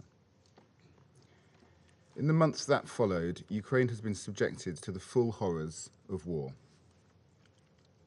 As we've heard today, thousands of civilians have been killed or wounded. Over 17 million are now in need of humanitarian assistance. Schools, hospitals, and other medical facilities have been attacked. We have seen a pattern of Russian violations of international humanitarian law and of Russian human rights abuses and violations, including reports of torture, inhumane treatment, and arbitrary detention. Ukrainian citizens, including children, have been forcibly deported to Russia. 6 million people are displaced within Ukraine, and over 6 million are refugees abroad. And the people of Ukraine are not the only victims of this war. Beyond Ukraine's borders, Putin's decisions have had a devastating impact on the world's most vulnerable, with many millions across the world affected by rising food and fuel prices. We again pay tribute to the work of the UN Secretary General with Turkey to negotiate the Black Sea Grain Initiative.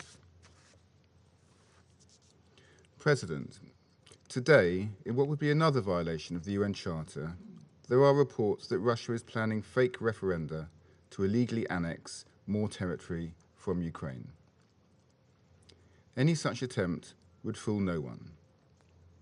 Russia has, after all, lied throughout their illegal invasion, using disinformation to create false pretexts, undermine Ukrainian sovereignty, obscure the truth, and hide war crimes.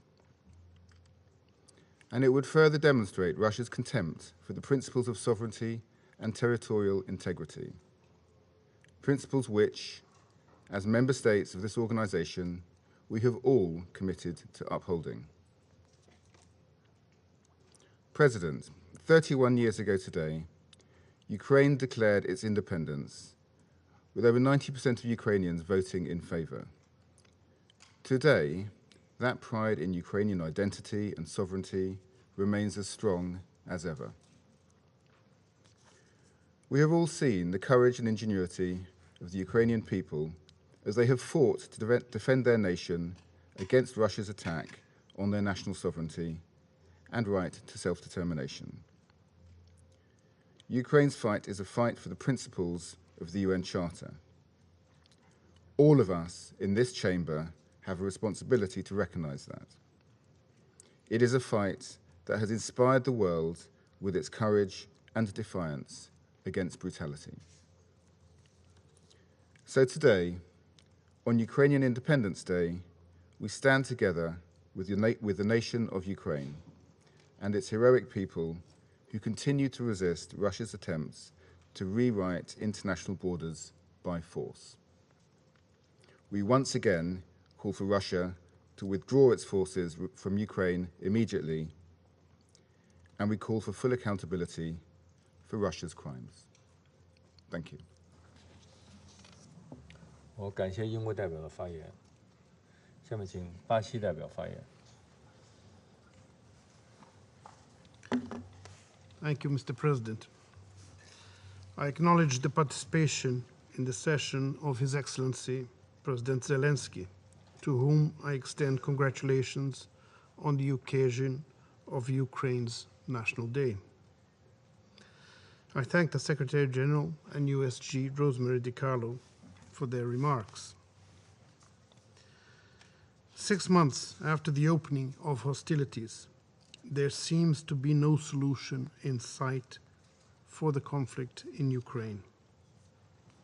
The situation is now compounded by the risk of nuclear disaster.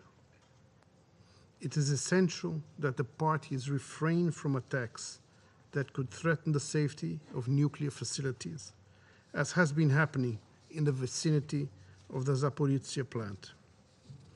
Brazil reiterates the call for the two sides to facilitate the access of an IAEA mission so that the conditions of the plant can be properly evaluated. It is deeply saddening to note how little progress has been made towards a political solution. The most notable result was the initiative on grain exports from Ukrainian ports and on facilitating Russian grain and fertilizer exports, announced in July, for which we are grateful to the efforts of the Secretary General and the support of the government of Turkey.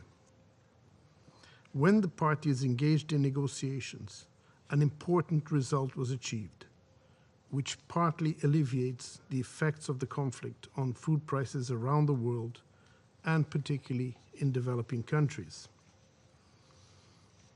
Mr. President, reality and history show that closing the door to dialogue is not the right approach to resolving any conflict, and this applies to Ukraine. Actions that prolong the hostilities will only result in greater human suffering and will not resolve the underlying causes. Brazil welcomes the Secretary General's efforts to ensure the implementation of the Istanbul agreements and takes note of his visit to the region last week. It is essential that the international community seek to preserve this important achievement, which indicates a possible path towards broader negotiations.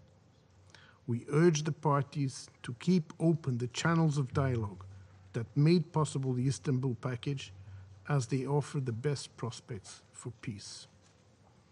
Finally, we recall the obligation of both sides under international humanitarian law to protect the civilian population and prevent human rights abuses. Attacks against residential areas and facilities such as schools, churches, and hospitals are unacceptable and fuel a logic of retaliation that must be avoided by all means. It is in everyone's interest that the two countries can live peacefully, side by side in the future, and cooperate to achieve their development goals. I thank you, Mr. President. 我感谢巴西代表的发言，下面请加蓬代表发言。Je vous remercie, Monsieur le Président. Je remercie le secrétaire général Antonio Guterres et la secrétaire générale adjointe Rosemary Di Carlo pour leurs exposés respectifs. Je salue la participation à cette réunion du président de la République d'Ukraine. Monsieur le Président, alors que la guerre en Ukraine entre dans son 7e mois, notre mémoire est pleine de compassion pour toutes les victimes depuis le début du conflit.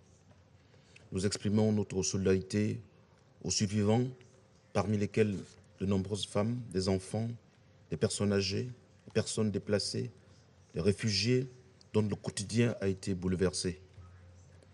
Nous rendons hommage au personnel humanitaire qui sur le terrain s'emploie à édulcorer l'atrocité du quotidien des survivants de la guerre en apportant une aide vitale et précieuse, souvent dans des conditions extrêmement difficiles. Au bilan de la guerre s'ajoute un bilan matériel très lourd. Les images de destruction d'édifices publics, des voies de communication, d'infrastructures de distribution de services publics sont devenues quotidiennes. Les bombardements visant des installations nucléaires, dont la centrale nucléaire de Zaporizhia est le symbole, font agiter le risque de catastrophe nucléaire. Un risque qui s'accroît au fil du développement de l'activité militaire autour de ce site.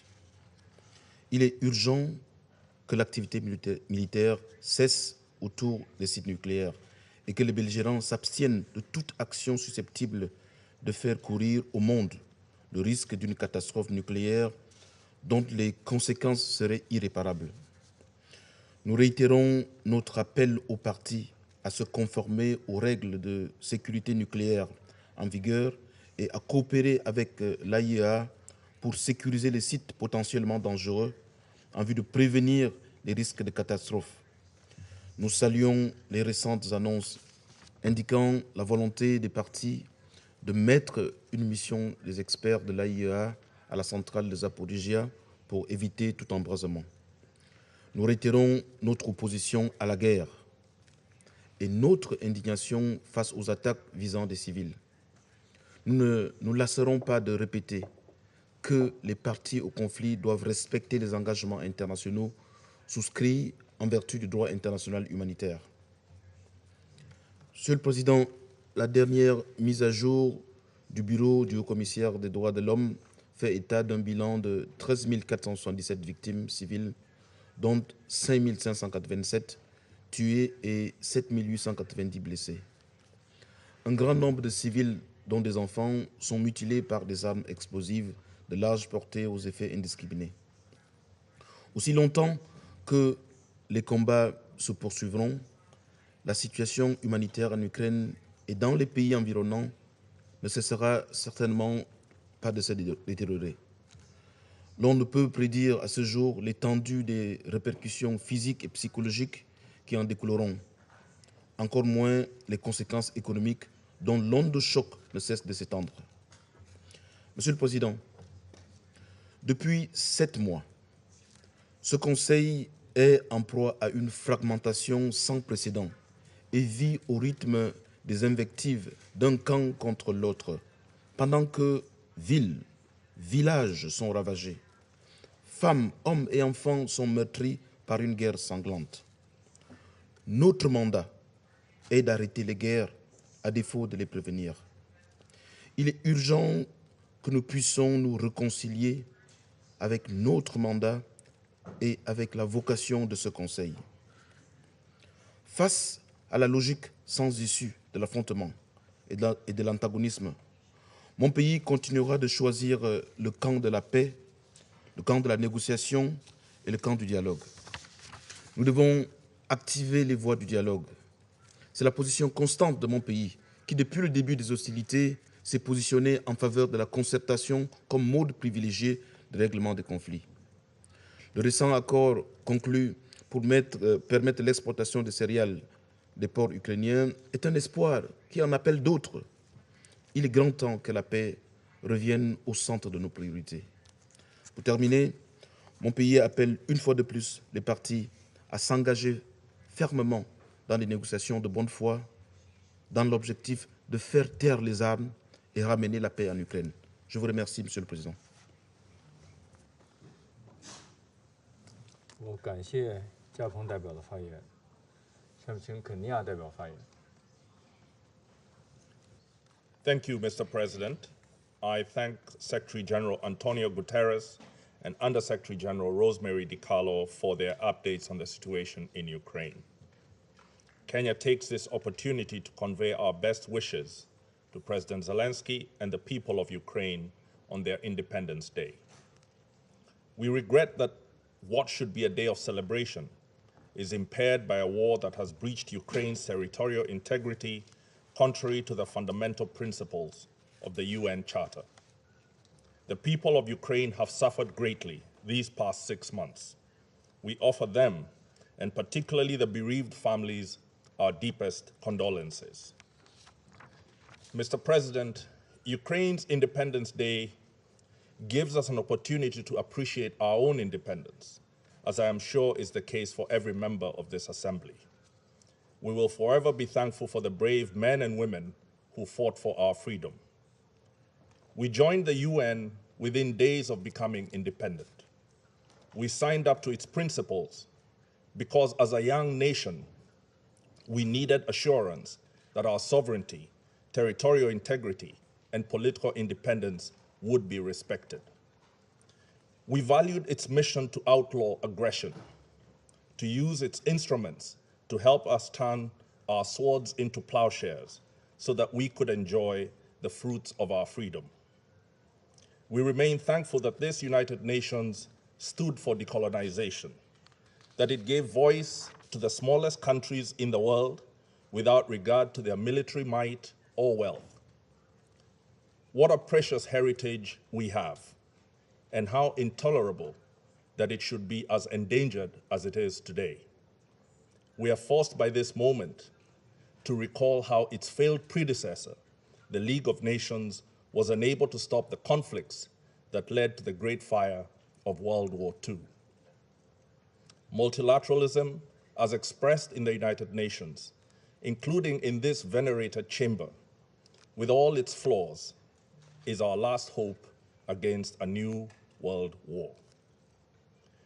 The wars we choose to fight as Kenya and Africa, as I believe is the case for most of the world, are for independence from poverty, ignorance, and disease. We have no desire to be drawn into a worldwide conflict or for our grievances and disagreements to be the soil in which wars by proxy take root. We see in Ukraine's war a grim warning that we too may be engulfed by the competitions and confrontations that are contributing to its ferocity. That is why we believe that Ukraine's immediate fate is so important to all of us. Ukraine deserves the same freedom and independence that we enjoy. It is a member of our UN in good standing. Its sovereignty, territorial integrity, and political independence should be respected. Its people do not deserve to have their lives and livelihoods destroyed. Unless the Ukraine war is stopped through dialogue and negotiation, it could be the first of a series of conflicts that future historians will name the Third World War. Such a disaster would be different from the last wars and all the wars before them. The dangers of direct conflict between nuclear-armed powers means that most of their confrontations would be undertaken by proxy. Africa and the rest of the world would be thrown into a mirror of the Cold War that shattered our democracies, overthrew and killed our leaders, and robbed us of decades of economic progress. Stopping this war in a manner that adheres to the principles of the UN Charter is what will keep other old grievances from boiling over. Mr. President, not all is lost. Even in such dark times, we must remember that in the past, serious threats to international peace and security have been successfully resolved. There is yet a chance to build on the slim but important success represented by the agreement between the parties for the secure export of Ukraine's food products through the Black Sea, as well as food and fertilizer exports from Russia. We commend the Secretary General and the government of Turkey for their crucial facilitation. The willingness of the parties to negotiate and the alertness, subtle skill, and moral persuasion of the facilitators demonstrate that diplomacy is still able to deliver if given a chance. We cannot leave our fate to the most powerful. Some of them may be bent on domination, but we cannot allow it to be at the expense of our common peace. They may project certainty and great power, but none can know or control the future. It is time for intuitive, bold leadership from any and every country that has influence or leverage to push them to dialogue rather than confrontation. The immediate aim should be for cessation of hostilities in Ukraine, the opening of safe humanitarian corridors and unhindered humanitarian access, and the security of all nuclear installations, especially the Zaporizhzhia nuclear power plant. These should be part of a roadmap to achieving a comprehensive agreement that secures the sovereignty and territorial integrity of Ukraine. Such an end, given the emerging escalation between the great powers, would ideally be linked to a broader negotiation that produces a stable European security order. The principles underlying such an order should adhere to the UN Charter and be utilized to stabilize other parts of the world. In the meantime, Kenya, while in the Security Council and in all relevant forums, will offer every support to positive efforts seeking these aims. We will continue to champion the cause of the Secretary General and his team, who need to be commended for their tireless efforts.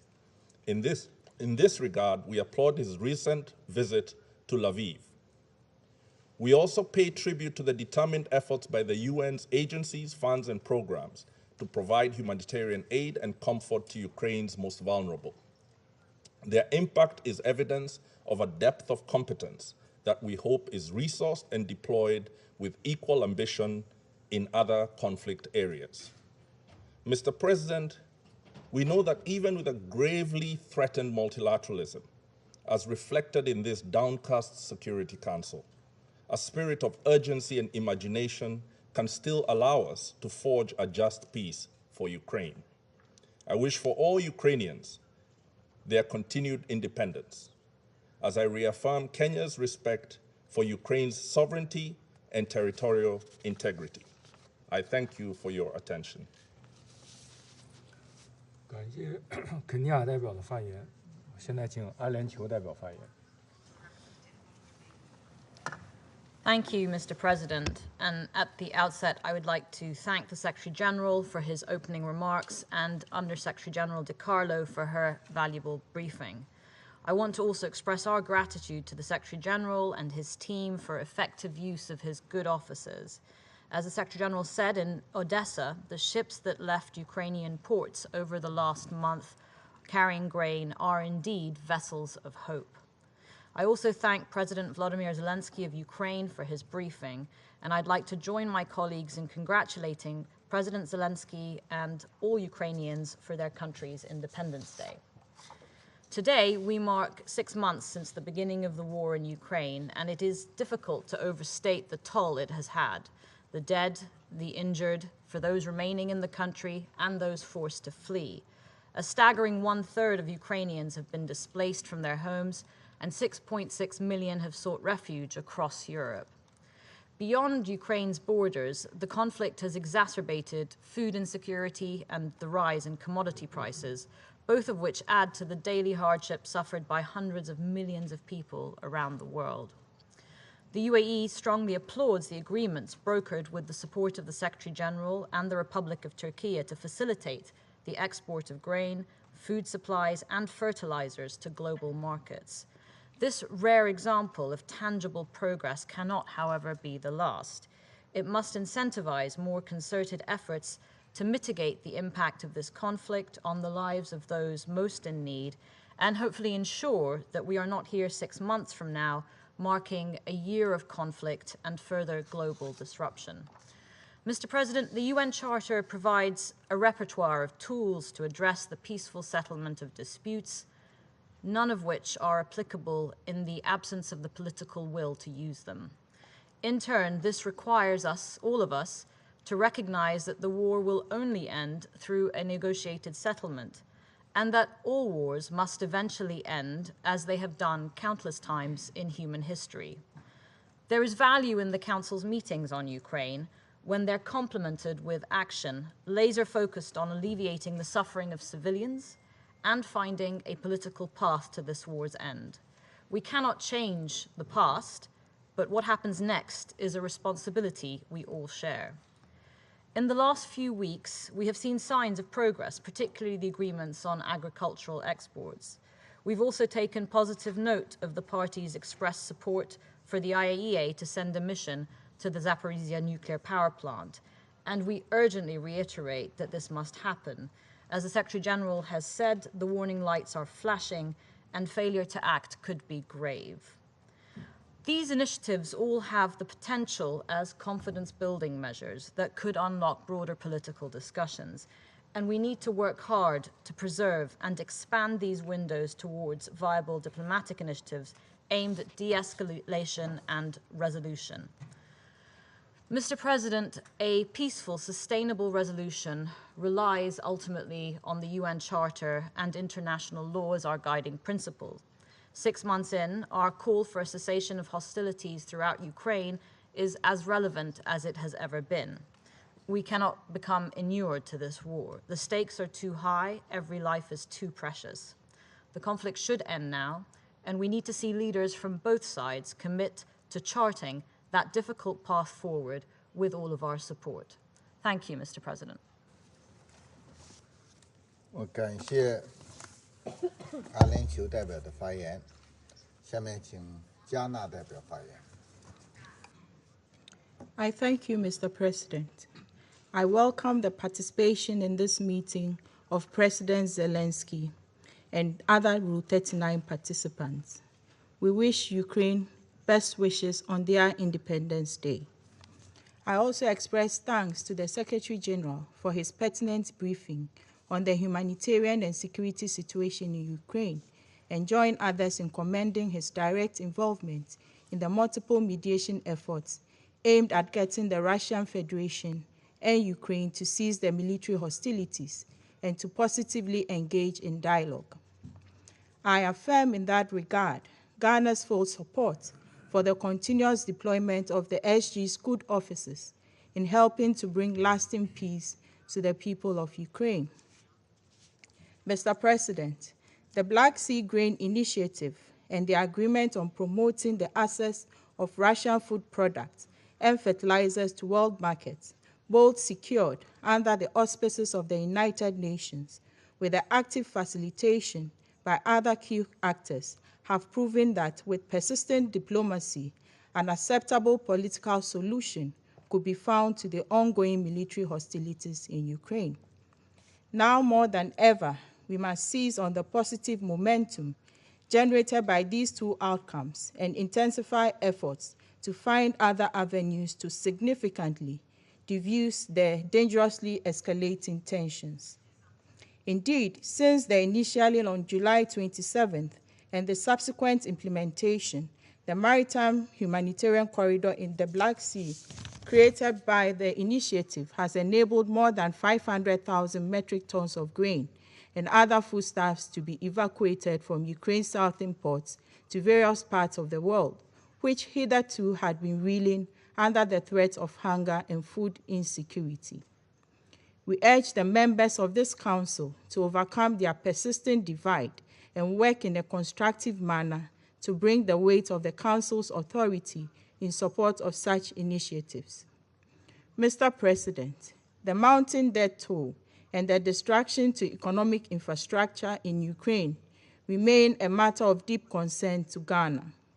The deliberate targeting of nuclear facilities meant for peaceful purposes has further heightened our fears that a dangerous phase has begun in this senseless war.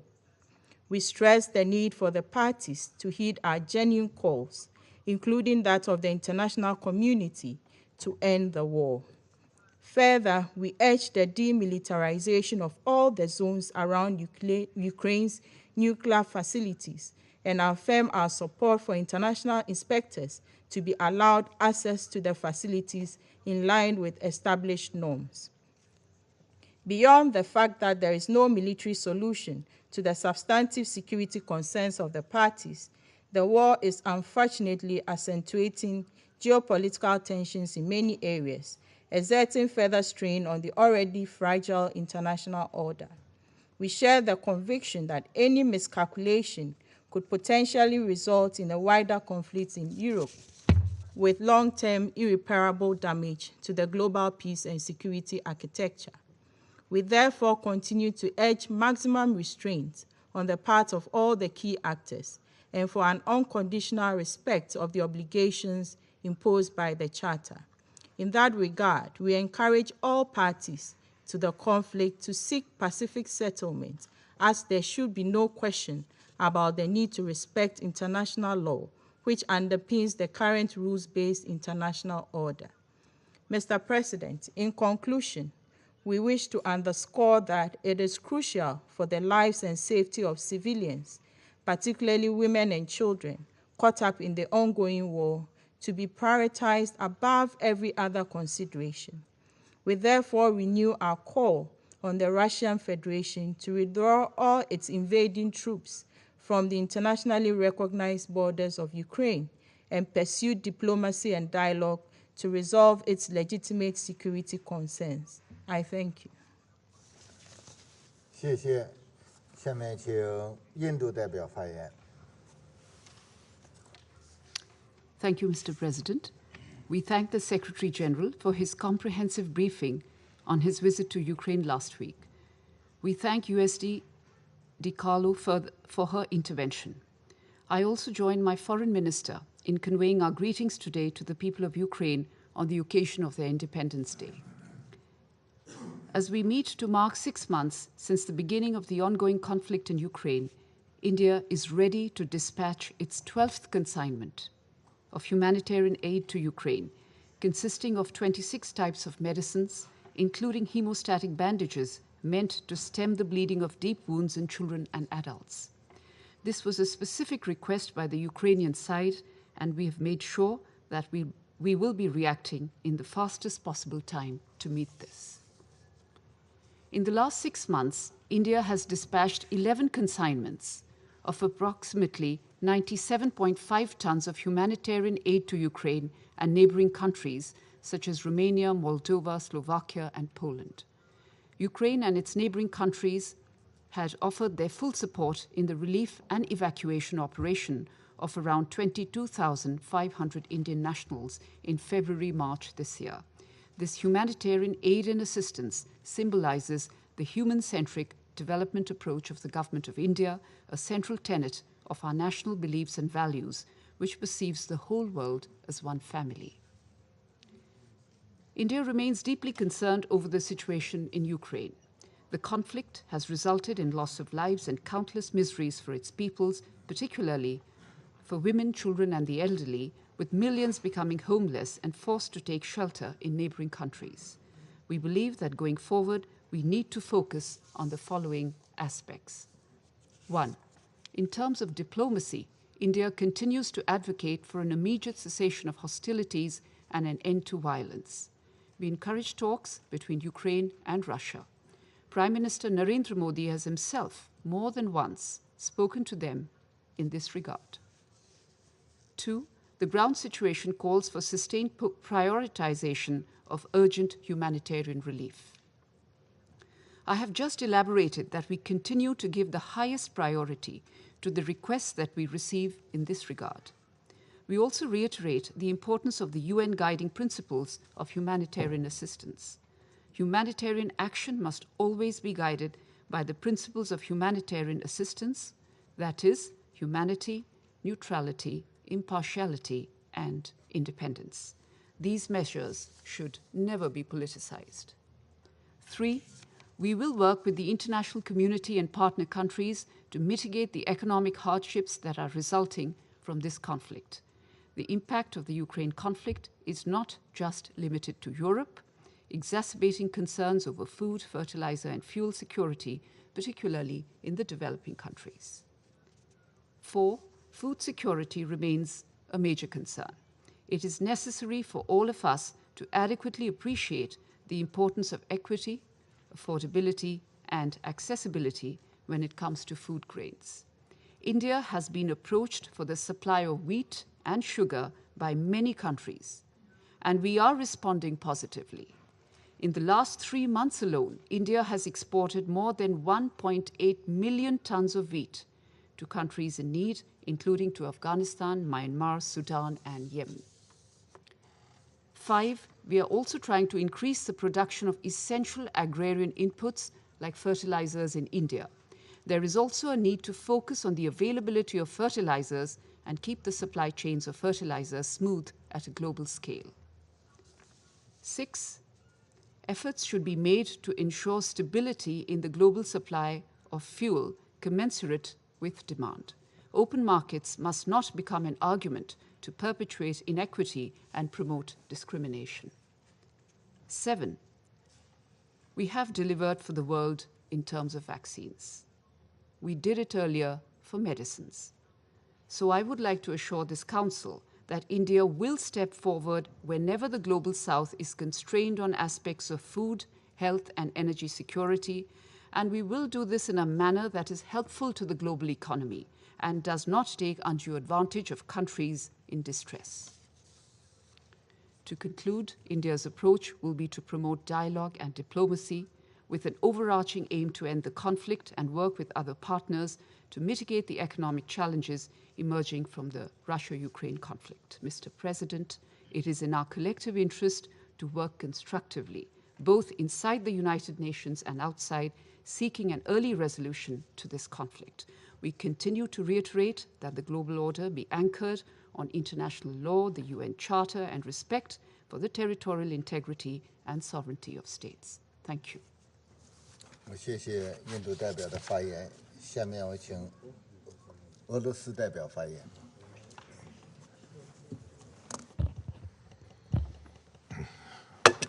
Господин председатель, к выступлению президента Украины. Причина, по которой члены Совета в свое время решили избегать подключения зарубежных лидеров по видеосвязи, состоит еще и в стремлении избежать технических накладок, которые мы только что наблюдали в ходе выступления господина Зеленского. Уловить что-то из которого подчас было очень сложно. Надеемся, что наша позиция в пользу необходимости очного участия в заседаниях подобных приглашенных, хотя бы из уважения к ним, стало более понятно тем, кто следит за сегодняшним заседанием. Господин председатель, вчера мы собирались здесь в связи с конкретной угрозой международному миру и безопасности, продолжающимися бомбардировками Киева, Запорожской атомной электростанции, которые ставят Европу на грань ядерной катастрофы. Мы приняли к сведению разъяснение генерального секретаря, почему он не принял участие в вчерашнем заседании. Сегодняшняя же встреча формально вообще не привязана к развитию ситуации на земле и призвана продемонстрировать неизменную поддержку западных делегаций любых действий киевского режима. Мы предсказуемо наслушались мантр про российскую агрессию. Как мы уже говорили, за последние 200 лет иных объяснений для проблем европейской безопасности, кроме как ссылок на действия России, на Западе так и не появилось. Наслушались мы сегодня и утверждения о катастрофических последствиях 6 месяцев военных действий для мирного населения Украины. Никто не спорит, украинцам сегодня приходится нелегко. Однако ответственность за это несет киевский режим, пришедший к власти в 2014 году в результате осуществленного при помощи ряда западных государств антиконституционного переворота. С самого начала новая майданная власть последовательно вела страну к катастрофе, взяв курс на русофобию и героизацию нацистских преступников. Таким образом, по самым скромным подсчетам, более 60% населения Украины оказались лишены возможности реализовать свою русскоязычную идентичность вопреки всем соответствующим международным конвенциям и обязательствам Украины. Западные же кураторы, ослепленные геополитической задачей ослабления России, изначально дали понять, что будут покрывать любые преступления киевской власти и закрывать глаза на то, чего никогда не допустили бы в собственных странах.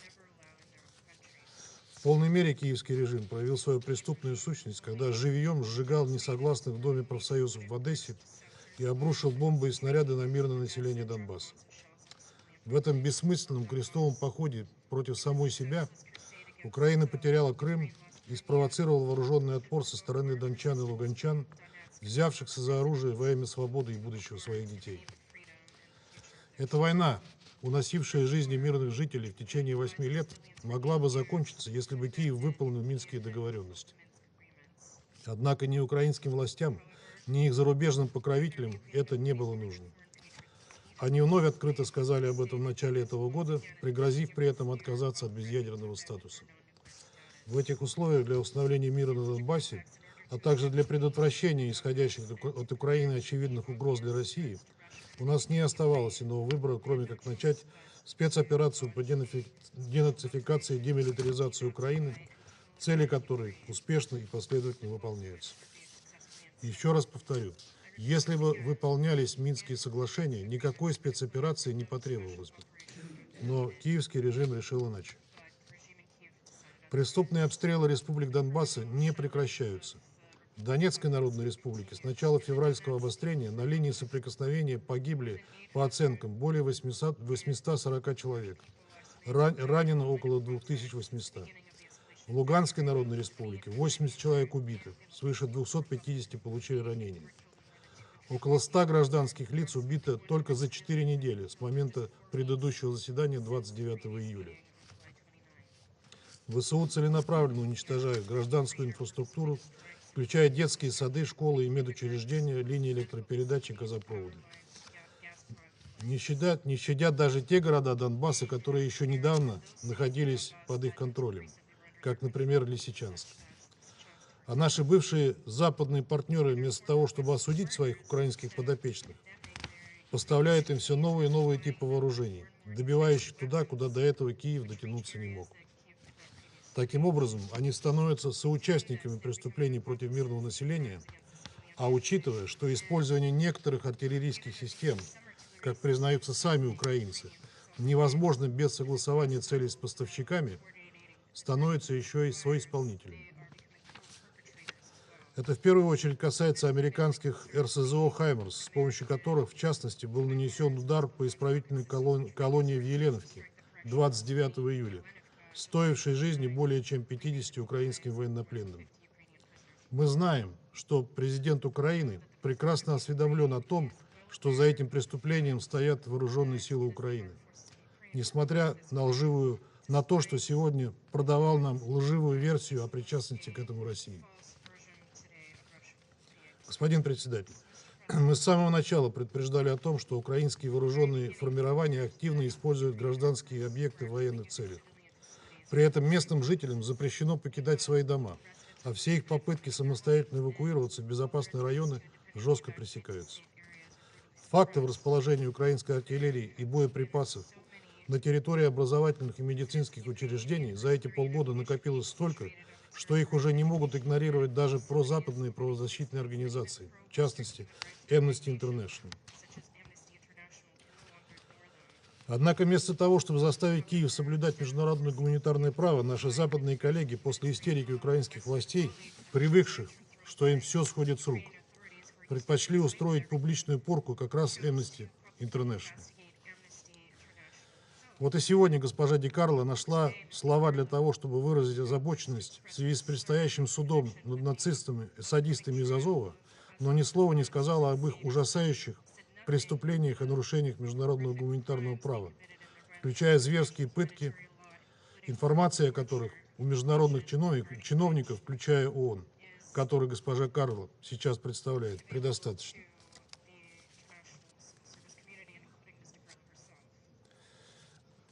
В том числе и ООН, который госпожа Ди Карло сейчас представляет, предостаточно. Выглядит все это, честно говоря, крайне цинично и беспринципно и девальвирует продвигаемые Западом ценности свободы слова и защиты прав человека. Жаль, что вы этого не понимаете. Зато это хорошо понимают простые украинцы, сталкивающиеся со зверствами ВСУ и Нацбатов и их бесчеловечными методами. Приведу здесь только один пример.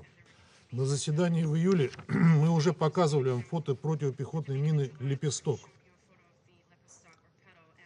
Сегодня для большей наглядности продемонстрирую вам учебный макет такой мины, которую украинские войска сотнями разбрасывают в Донбассе на освобожденных российской армией территориях и даже закидывают на территорию России. Представьте, что такой вот неприметный лепесток лежит на земле среди травы. Он может быть и камуфляжного цвета, что делает его практически невидимым на земле. Учитывая, что ВСУ разбрасывают эти мины в городах и селах далеко в тылу, они представляют угрозу вовсе не для солдат. Нет, они специально рассчитаны на мирных жителей, в особенности на детей, которые рискуют наступить или из любопытства взять в руки такую игрушку. Всего в ДНР зафиксировано уже 47 случаев подрыва на таких минах. Лепесток – живое свидетельство садистского и изуверского характера киевского режима, символ его реального отношения к народу Востока и юго-востока страны. Разумеется, люди это видят и понимают. Отсюда и отношение к российским солдатам как к освободителям, повсеместно распространенное на освобожденных территориях. Это никак не вписывается в нарратив, продвигаемый Киевом и его западными спонсорами. Поэтому Украина прибегает к тактике террора и запугивания в Херсонской, Запорожской и Харьковской областях. Но настроение людей, увидевших реальное лицо киевской власти, это изменить не может. Киев проигрывает борьбу за умы, а его западные спонсоры, ведущие на Украине войну по доверенности с Россией до последнего украинца, все глубже погрязают в поддержке антинародного, античеловечного режима, закрывая глаза на проявление неонацизма, крайнего национализма и русофобии. При этом еще и стреляют себе в ногу тщетными попытками изолировать Россию политически и экономически. Впрочем, за это вам отчитываться перед своими избирателями и налогоплательщиками. Как и отвечать перед международной общественностью за беспрецедентную и лживую кампанию по дискредитации России, которую вы развязали. Никогда еще после геббельсовской нацистской пропаганды мир не сталкивался с подобным уровнем фальсификации и подтасовок, которые продвигают западные и украинские специалисты по психологическим операциям. Не сомневаюсь, что история даст им правильную оценку. Наш албанский коллега вещал нам сегодня в стиле аль-Альбанес про российских заключенных, которых якобы рекрутирует российская власть. Но забыл упомянуть о выпущенных из украинских тюрем украинских заключенных, которым раздали оружие в самые первые дни специальной военной операции, и которые прославились мародерством и убийствами, и которые до сих пор продолжают терроризировать украинские города. Мы подробно остановимся на этом на одном из будущих заседаний. Господин председатель, своего рода историей успеха принято считать так называемую Черноморскую инициативу Генерального секретаря ООН, особенно в части, касающейся беспрепятственного вывоза продовольствия из Украины. Однако и здесь есть настораживающие тенденции. За 4 недели экспортных операций из 34 сухогрузов только один направился в Африку. Это совершенно не вяжется с изначально заявленными целями борьбы с голодом в странах, остро нуждающихся в зерновых. Здесь, конечно, стоит вспомнить имиджевый провал при отправке судна первопроходца «Разони», который по факту привезло в Ливан не пшеницу, которую там ждали, а кукурузу и при этом фуражную. На этом фоне много размышлений вызывает комментарий генерального секретаря в порту Одессы 19 августа о том, что вывоз зерновых и снижение цен на глобальных рынках продовольствия не принесут облегчения нуждающимся странам, которые все равно не могут позволить себе его купить. Эта ситуация со всей очевидностью раскрывает истинные причины проблем с глобальной продбезопасностью. Дело здесь совершенно не в украинском зерне. Главная причина – собственные экономические просчеты западных стран и последствия антироссийских санкций, о которых мы неоднократно говорили в этом зале. Именно санкции из-за разрыва логистических и финансовых цепочек спровоцировали резкий спад предложения на рынках. Оправданиями о якобы таргетированном характере односторонних мер людей не накормишь. Призываем всех причастных со всей серьезностью отнестись к пакетному характеру Черноморской инициативы и не откладывать решение финансовых и логистических проблем, препятствующих экспорту российского продовольствия и удобрений на мировой рынок. Подчеркиваем, что продлению зерновой сделки, срок которой 120 дней со дня подписания, будут способствовать осязаемые результаты для российских внешнеэкономических операторов, эквивалентные тому, что мы видим для украинского экспорта. Пока в этой части зерновой сделки есть существенный резерв. Господин председатель, не секрет, что сегодняшнее заседание, запросившие его западные коллеги, хотели обязательно приурочить ко Дню независимости Украины. Сегодня об этом было сказано достаточно много. Ряд наших коллег прямо указывает на Россию как на угрозу украинской независимости. Не согласимся с этим. Спустя 8 лет после запуска Майданного проекта стало очевидно, что главная, по сути, единственная угроза независимости Украины – это нынешняя киевская власть. За эти годы сформировались заметные невооруженным взглядом и глазом прочные механизмы внешнего управления Украиной. Мы знаем, что на всех уровнях власти, во всех ключевых ведомствах этой страны присутствуют западные советники, без согласия которых не принимается ни одно серьезное решение. Достаточно вспомнить, как в 2014 году небезызвестная Виктория Нуланд решала с американским послом в Киеве по телефону вопросы формирования украинского правительства. Или вспомнить нынешнего президента Соединенных Штатов Джо Байдена, который хвалился тем, что грубым шантажом добился снятия генерального прокурора Украины. Если это независимость, то что тогда зависимость? И есть ли что украинцам праздновать в этот день? За время правления Зеленского и особенно с 24 февраля в стране была окончательно зачищена оппозиция, подавлены инакомыслие, закрыты оппозиционные СМИ.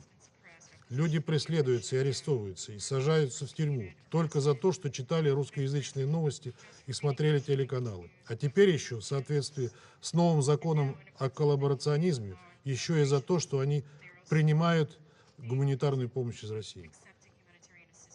Украина окончательно превратилась в дремучую, безжалостную антироссию и уверенно движется к своему полному идейному и политическому банкротству. Чтобы оценить степень этой глубочайшей русофобской деградации, я хочу еще раз процитировать слова, сказанные на днях послом Украины в Казахстане Петром Врублевским.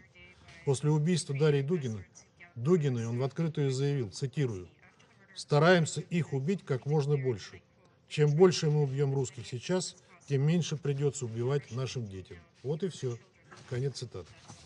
И это говорит посол страны, в которой эти самые русские не просто живут, но и составляют весьма значительную часть населения. Есть ли будущее у такой страны, у такого бесчеловечного режима? Наши западные коллеги могут затянуть его агонию, но не предотвратить его фиаско. Поэтому в завершении хотел бы пожелать братскому украинскому народу обрести, наконец, свободу и получить возможность строить такое общество, которое уважало бы элементарные права человека и национальную идентичность и жило бы в мире со своими соседями. Этот час уже близок, как бы ни старался киевский режим и его западные покровители. Благодарю вас. 感谢俄罗斯代表的发言，下面请墨西哥代表发言。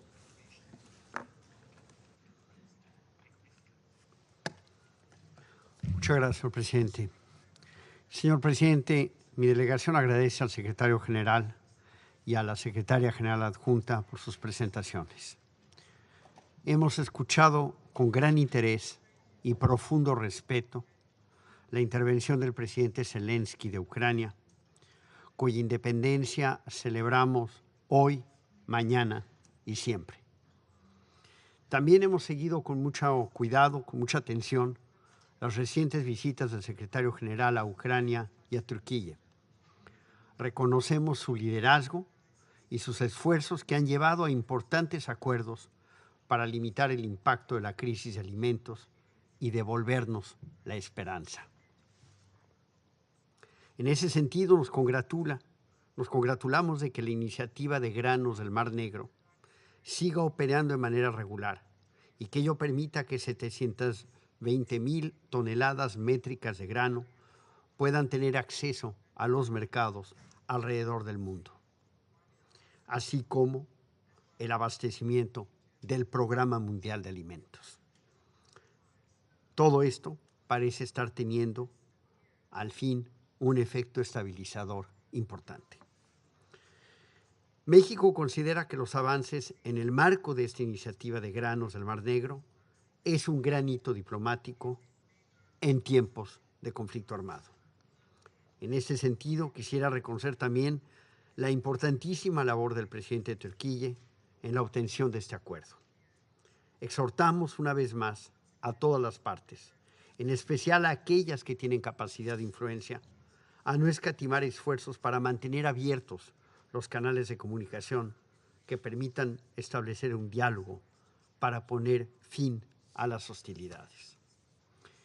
Pero pese a estos avances, es claro que el sistema multilateral, y en particular este Consejo de Seguridad, no ha sido capaz de poner fin a esta guerra. La invasión a un país soberano, Ucrania, por parte de Rusia, constituye una flagrante violación del artículo 2.4 de la Carta de las Naciones Unidas. Cualquier adquisición territorial obtenida por el uso ilegal de la fuerza es nula y carente de toda validez. Es necesario poner fin a la guerra y con ello a las numerosas violaciones del derecho internacional y especialmente del derecho internacional humanitario.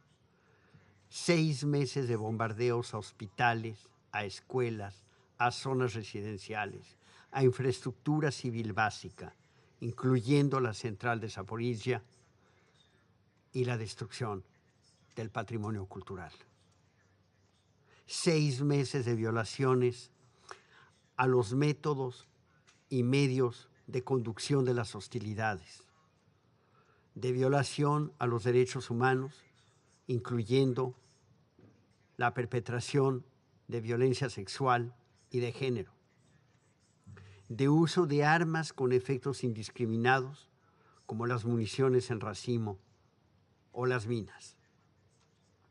Exhortamos de la manera más enfática a poner fin a estos ataques, en especial a aquellos dirigidos contra la población civil y a los ataques indiscriminados. Asimismo, llamamos a las partes a cumplir con los principios de distinción, proporcionalidad y precaución en la conducción de las hostilidades. Expresamos nuestro más amplio apoyo a las labores de investigación que realizan tanto el fiscal de la Corte Penal Internacional, así como para el establecimiento de una misión de determinación de los hechos sobre los presuntos crímenes de guerra ocurridos en Olenivka.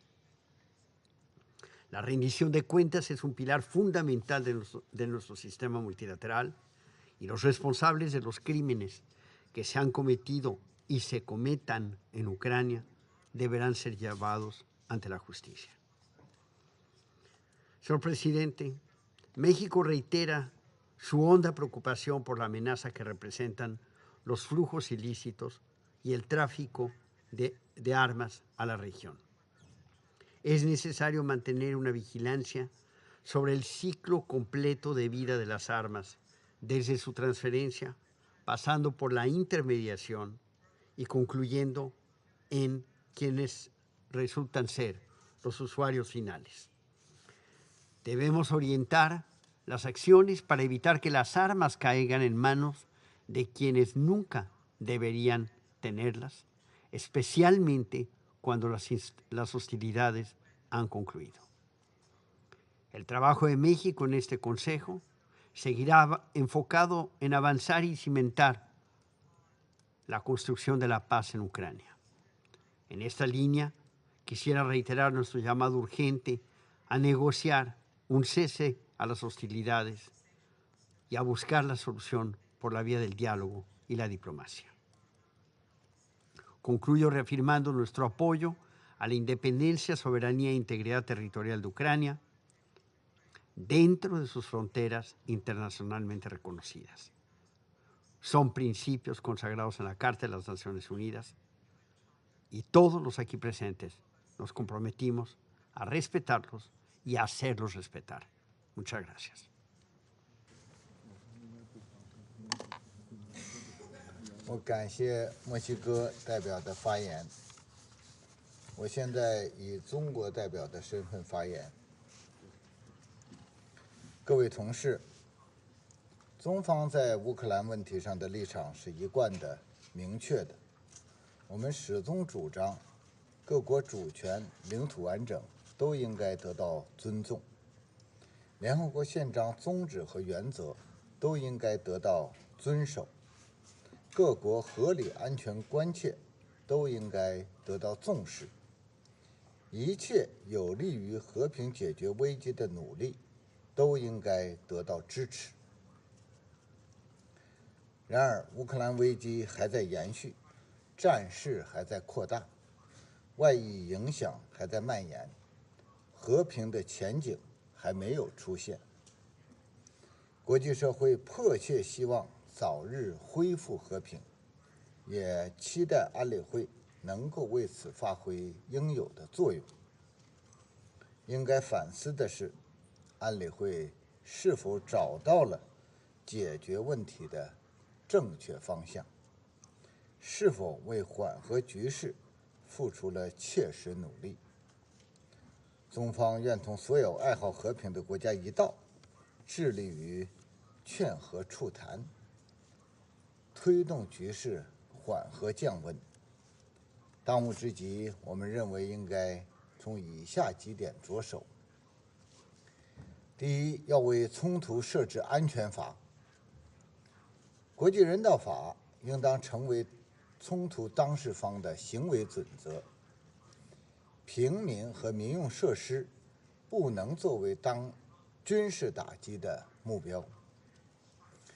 最近针对扎波罗热核电站的频繁袭击，引发广泛关切和担忧，给世界投下了核阴影。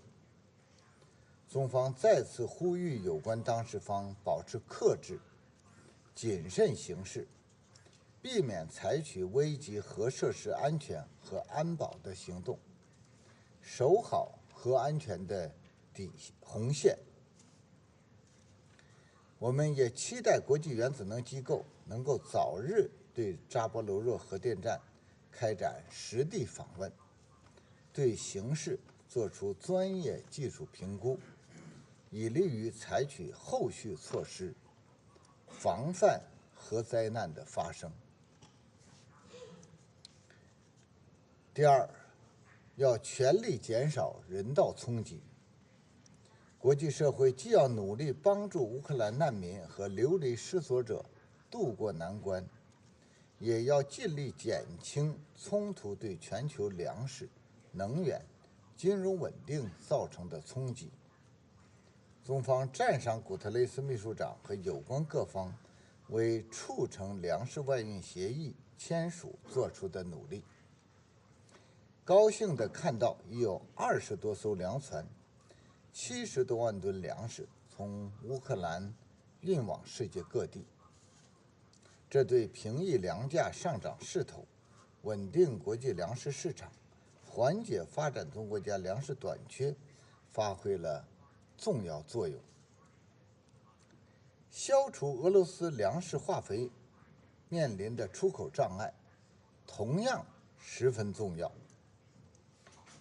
希望联合国能够根据同俄罗斯签署的备忘录，推动解决有关国家滥施制裁带来的寒蝉效应，保障全球产业链供应链稳定畅通运行。发展中国家正处在困难时期，削减官方发展援助无异于雪上加霜。发达国家应当正视由此造成的人道影响，采取负责任的政策措施。第三，要给外交解决留出路。和平从来不是靠制裁施压、输送武器得来的，而是需要各方共同争取和维护。无论形势多复杂，分析多严峻，外交对话的大门都不能关上。粮食外运问题取得积极进展，让我们看到了外交努力的潜力和政治解决的可能。希望俄乌双方继续保持对话沟通，争取早日重返外交谈判，为停火止战不断积累势头和条件。美国和北约应该好好反思自身角色，将精力和重点放到真正有利于促进和平的事情上来，而不是拱火浇油。各位同事，乌克兰危机和最近国际上发生的一系列紧张事态表明，在这个迫切需要团结合作、共赢挑战的时代，必须高度警惕任何蓄意挑衅、加剧分裂对抗的企图，守护好全球战略稳定，绝不允许世界滑向新冷战。事实证明，冷战思维、集团对抗坚决要不得。冷战结束30多年，北约一再东扩，非但没有让欧洲更安全，反而埋下冲突的种子。人类是不可分割的安全共同体，实现共同安全最符合各国共同利益。一国安全不能以损害他国安全为代价，地区安全也不能以强化军事集团来保障。在21世纪的今天，冷战思维、零和博弈早已过时，迷信军事武力，谋求绝对安全，只会导致地区局势轮番升级，不符合任何一方利益。事实证明，脱钩断链、选边站队坚决要不得。各国经济已经深度融合，少数国家大肆出台单边制裁和长臂管辖，将经贸科技政治化、武器化，大搞脱钩断链、小院高墙，进一步加剧发展中国家的民生困难，威胁全球粮食、能源、金融安全。发展中国家没有责任为地缘冲突和大国博弈埋单，也有权利独立自主决定自身的对外政策，不应该被强迫选边站队。事实证明，双重标准、选择适用坚决要不得。遵守联合国宪章宗旨和原则，尊重主权和领土完整，不应只是口头引用，而应在实践中真正落实，在不同国家、不同问题上一以贯之，言行合一。对于国家主权和领土完整，中国人民有着真实而深刻的理解和感受。中方一贯尊重他国主权和领土完整，也必将坚决维护自身主权和领土完整。乌克兰危机是对我们这一代人维护和平能力的重大考验。站在历史的十字路口，是要和平，还是要动荡？要合作，还是要对抗？要进步，还是要倒退？我们必须做出无愧于历史、无愧于人民的选择。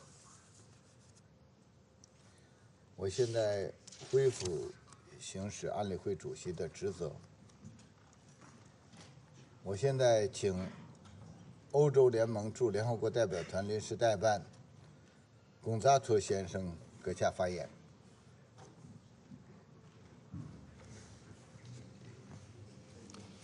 Thank you.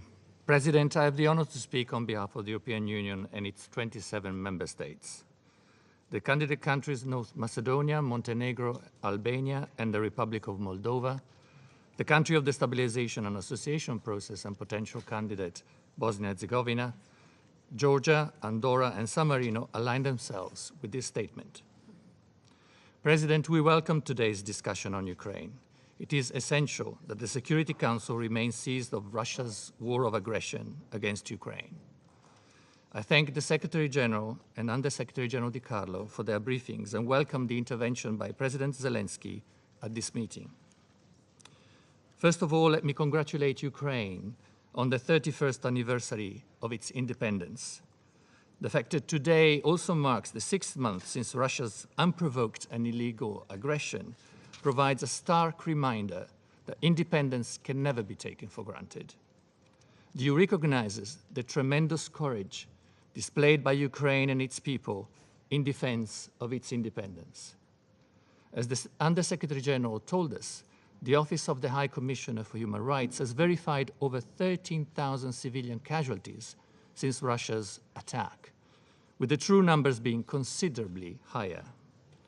We express our deepest sympathy to the families of the victims and reaffirm our commitment to continue our support to Ukraine in any way we can. The EU reiterates its strongest condemnation for the continued violation by Russia of the UN Charter, as well as its disregard of the United Nations General Assembly resolutions adopted in March this year by an overwhelming majority of UN members. We also deplore Russia's failure to comply with the legally binding order of the International Court of Justice to immediately cease its use of force against Ukraine. And we call upon the Russian Federation to comply with its obligation under international law, including the UN Charter, international humanitarian law, and human rights law. The perpetrators of war crimes and of other serious violations, as well as the responsible government officials and military representatives, will be held accountable. The EU actively supports all measures to ensure accountability for human rights violations and violations of international humanitarian law committed during the Russian aggression in Ukraine. President, the past months we have seen an emerging risk of nuclear calamity in Europe. It is deplorable that we even need to say that a nuclear power plant should never be used as a military base. The deployment of Russian military personnel and weaponry at the nuclear facility is unacceptable and disregards the safety, security, and safeguard principles that all IAEA members have committed to respect. We urge the Russian Federation to immediately withdraw its military forces and all other unauthorized personnel from the Zaporizhzhia nuclear power plant and its immediate surroundings, so that the operator and Ukrainian authorities can resume their sovereign responsibilities within Ukraine's international recognized borders, and so that the legitimate operating staff can conduct their duties without outside interference, threat, or unacceptably harsh working conditions.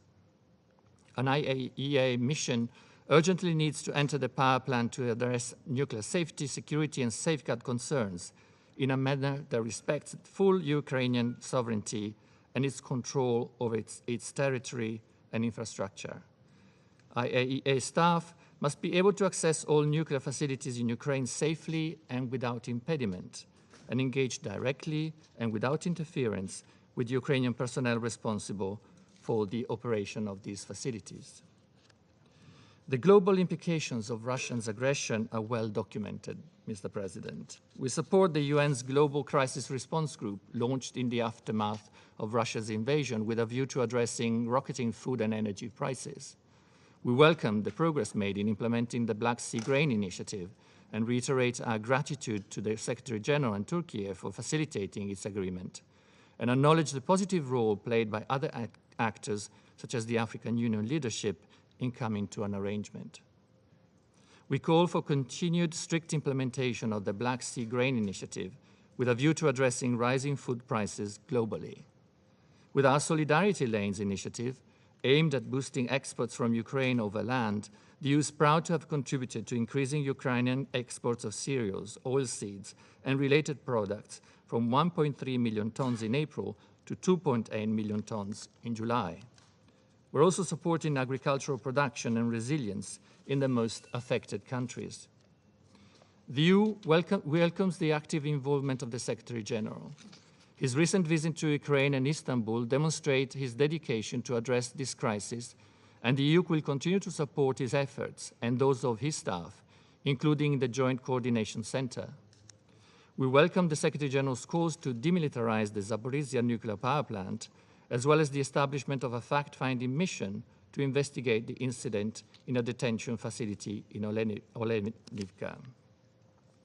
President, in conclusion, the UN's member states reaffirmed their commitment to the sovereignty, independence, and territorial integrity of Ukraine within its international recognized borders and extending to its territorial sea.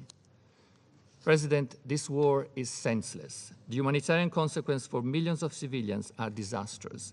Russia could end it tomorrow if it wanted. Until that happens, human lives are wasted and the war's global fallout continues at a time in history where we should focus on the planetary crises which are impacting us all. This is why we reiterate our demand for the immediate cessation of the military aggression against Ukraine by the Russian Federation, as well as for the full, immediate, and unconditional withdrawal of its forces and military equipment from Ukraine's territory. In the meantime, we wish to assure our partners around the world that the EU will continue to demonstrate its global solidarity to address the impacts of Russia's aggression, especially on the most vulnerable. I thank you. 我感谢欧盟代表的发言。现在发言名单上没有其他人了。现在休会。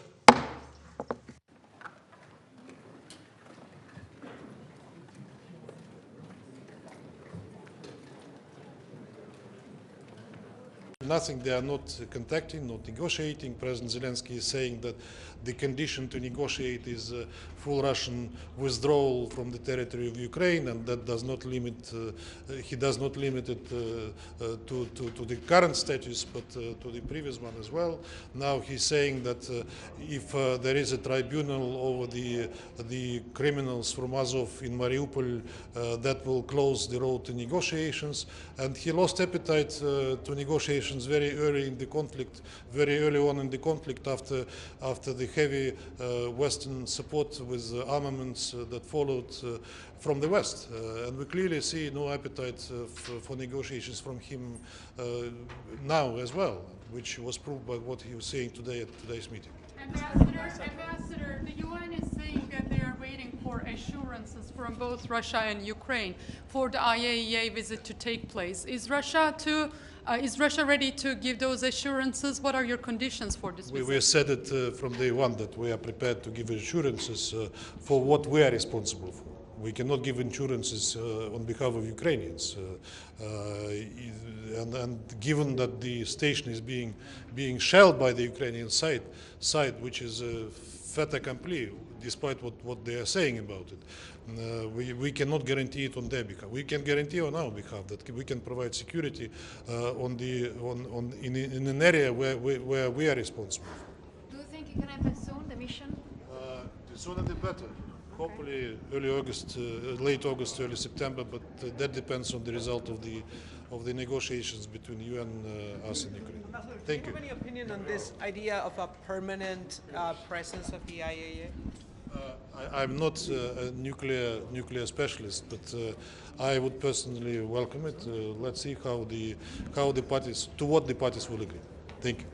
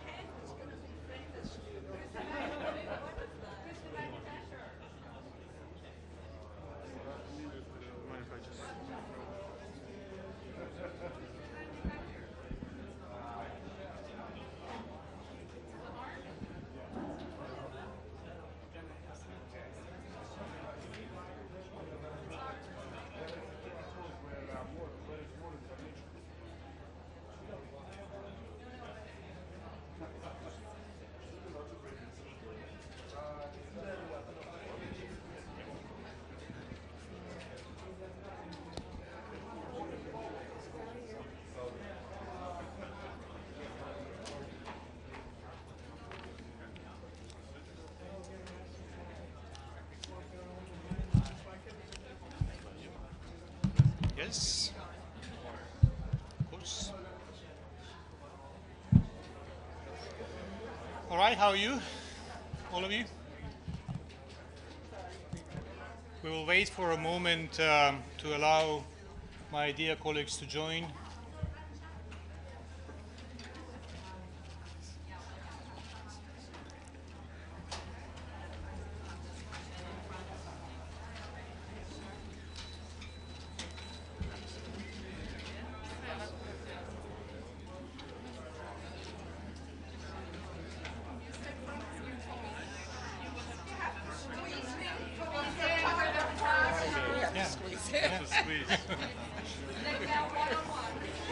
Right.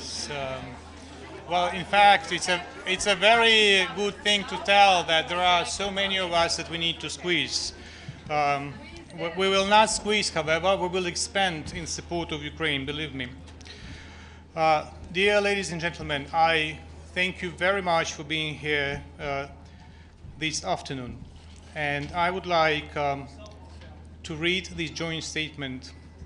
The following is a joint statement by Albania, Andorra, Australia, Austria, Belgium, Bosnia and Herzegovina, Bulgaria, Canada, Colombia, Croatia, Republic of Cyprus, Czech Republic, Denmark, Estonia, Finland, France, Georgia, Germany, Greece, Guatemala, Hungary, Iceland, Ireland, Italy, Japan, Latvia, Liechtenstein, Lithuania, Luxembourg, Malta, Marshall Islands, Monaco, Montenegro, the Netherlands, New Zealand, North Macedonia, Norway, Palau, Poland, Portugal, Republic of Moldova, Republic of Korea, Romania, San Marino, Singapore, Slovakia, Slovenia, Spain, Switzerland, Turkey, Ukraine, the Federated States of Micronesia, the United Kingdom, the United States, and the European Union. Today marks 6 months since the beginning of Russia's unprovoked, full-scale, and illegal invasion of Ukraine. We recall the UN General Assembly's resounding conclusions that the Russian Federation's aggression against Ukraine is a violation of the UN Charter that impacts not only the people of Ukraine, but millions of people around the world. We deplore the Russian Federation's failure to implement UN General Assembly Resolution A/ES/11-1 of the 2nd of March 2022 and the Resolution A/ES/11-2 of the 24th of March 2022, as well as its failure to comply with the legally binding order by the International Court of Justice of 16th of March 2022, in particular, its failure to immediately cease its use of force against Ukraine. All states have an obligation under Article 2 of the Charter of the United Nations to refrain in their international relations from the threat of use of force against the territorial integrity or political independence of any state and to settle their international disputes by peaceful means.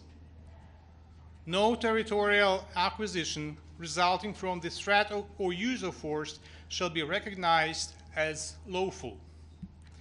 We call upon the Russian Federation to stop its total disregard of its obligations under international law, including the Charter of the United Nations, international humanitarian law, and the international human rights law. Today, we reaffirm our solidarity with the people of Ukraine, pay tribute to all those who have sacrificed their lives for the independence of Ukraine, and express our deepest sympathy and condolences to the families of the victims of the ongoing aggression against Ukraine. We condemn in the strongest terms sustained missile strikes by the Russian armed forces on the territory of Ukraine, which have repeatedly hit residential areas and civilian infrastructure, resulting in harms to displacement and deaths of thousands of civilians during the full-scale invasion of Ukraine. We remain committed to the sovereignty, independence, unity, and territorial integrity of Ukraine within its internationally recognized borders, extending to its territorial waters. Today, once again, we reiterate our demand for the immediate cessation of hostilities by the Russian Federation against Ukraine, of all attacks directed against civilians and civilian infrastructure, and the full, immediate, and unconditional withdrawal of the Russian forces and military equipment from the territory of Ukraine. End of statement. Thank you. Just ask. It's the discretion of my colleagues and their availability. We just asked, well, the Russian ambassador just came out and showed a mine that he said was planted in Russian-occupied territory by the Ukrainians. I wondered whether you had any response to that, and we also asked whether we were going to be back here in a year doing a first anniversary, and he said basically he wasn't a magician, couldn't prognosticate. Right, I speak on my own behalf, so it doesn't mean that all of our colleagues may share my opinion. It's a very private opinion. My private opinion is that I would be very much surprised that Ambassador Nebenza lasts for another year in New York for many reasons. When it comes to allegations, all allegations should be investigated. Therefore, Ukraine cooperates with all relevant international structures to investigate all atrocities and all allegations about war crimes committed in the territory of Ukraine in the course of this invasion. But let me remind you as well that the war against Ukraine did not start on the 24th of February, European time. The war against Ukraine started in the year 2014. And everything should be investigated. And I hope that the Russian Federation cooperates with the international investigation. Thank you. Is Ukraine ready to welcome the IAEA inspection team? And are there any conditions that Ukraine has for them to access the plant?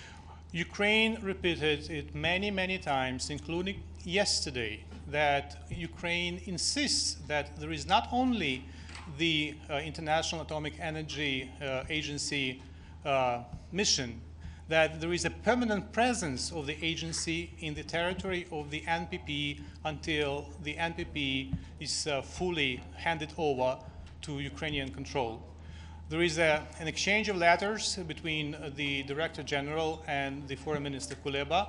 The last letter he sent was yesterday, in reply to the letter of the Director General of the 17th of August. And in that letter, we expressed our practical agreement with the intentions of the agencies. And we are very much encouraged that there is an overwhelming understanding that the inspection should be conducted in full accordance with the Ukrainian national legislation and international law.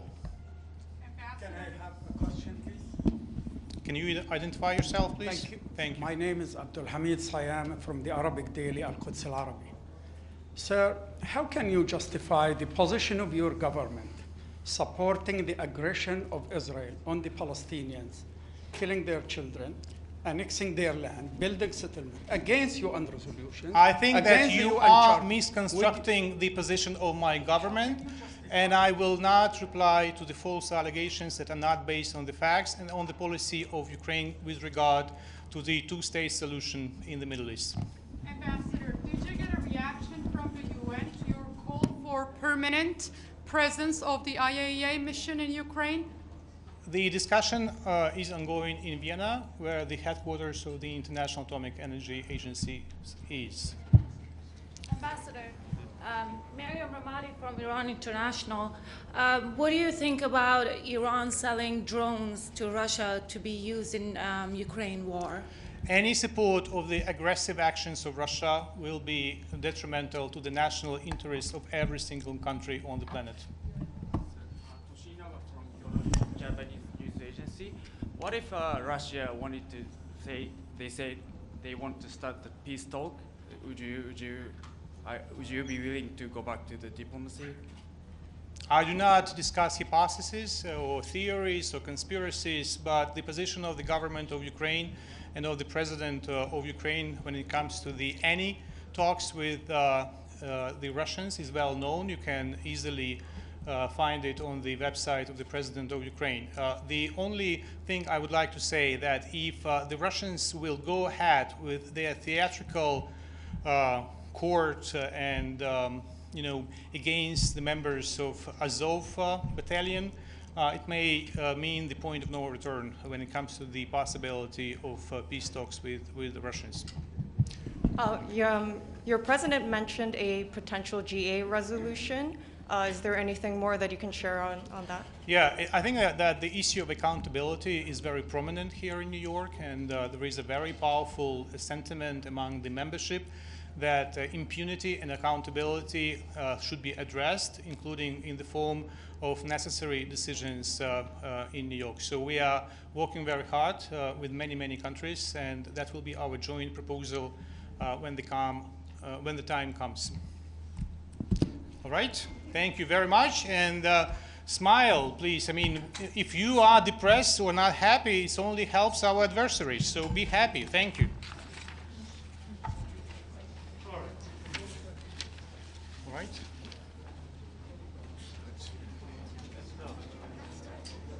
Happy Independence Day. I have no time yet.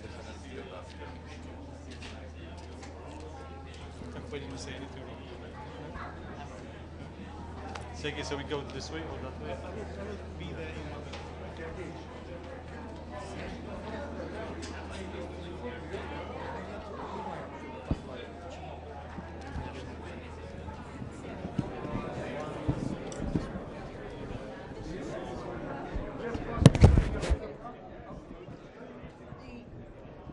president talked about an attack today on railroad. Yes. We couldn't, because of the sound, we couldn't Right. hear what he said I'm sure about that casualties. Right. I don't know. I mean, I have to verify the full text with his official website. So I will go myself on the website of the president to check on the latest text. Right.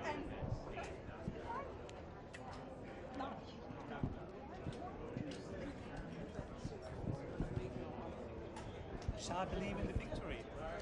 Could I also ask clarify my question? Can you clarify? Are you saying that unless there's a permanent mission, the team can't come in? No. Is that part? That's not okay. I just wanted to be sure. No, Okay. we are open to the mission. We believe that it is desirable that they stay there as long as possible. Okay. Thank you for clarifying.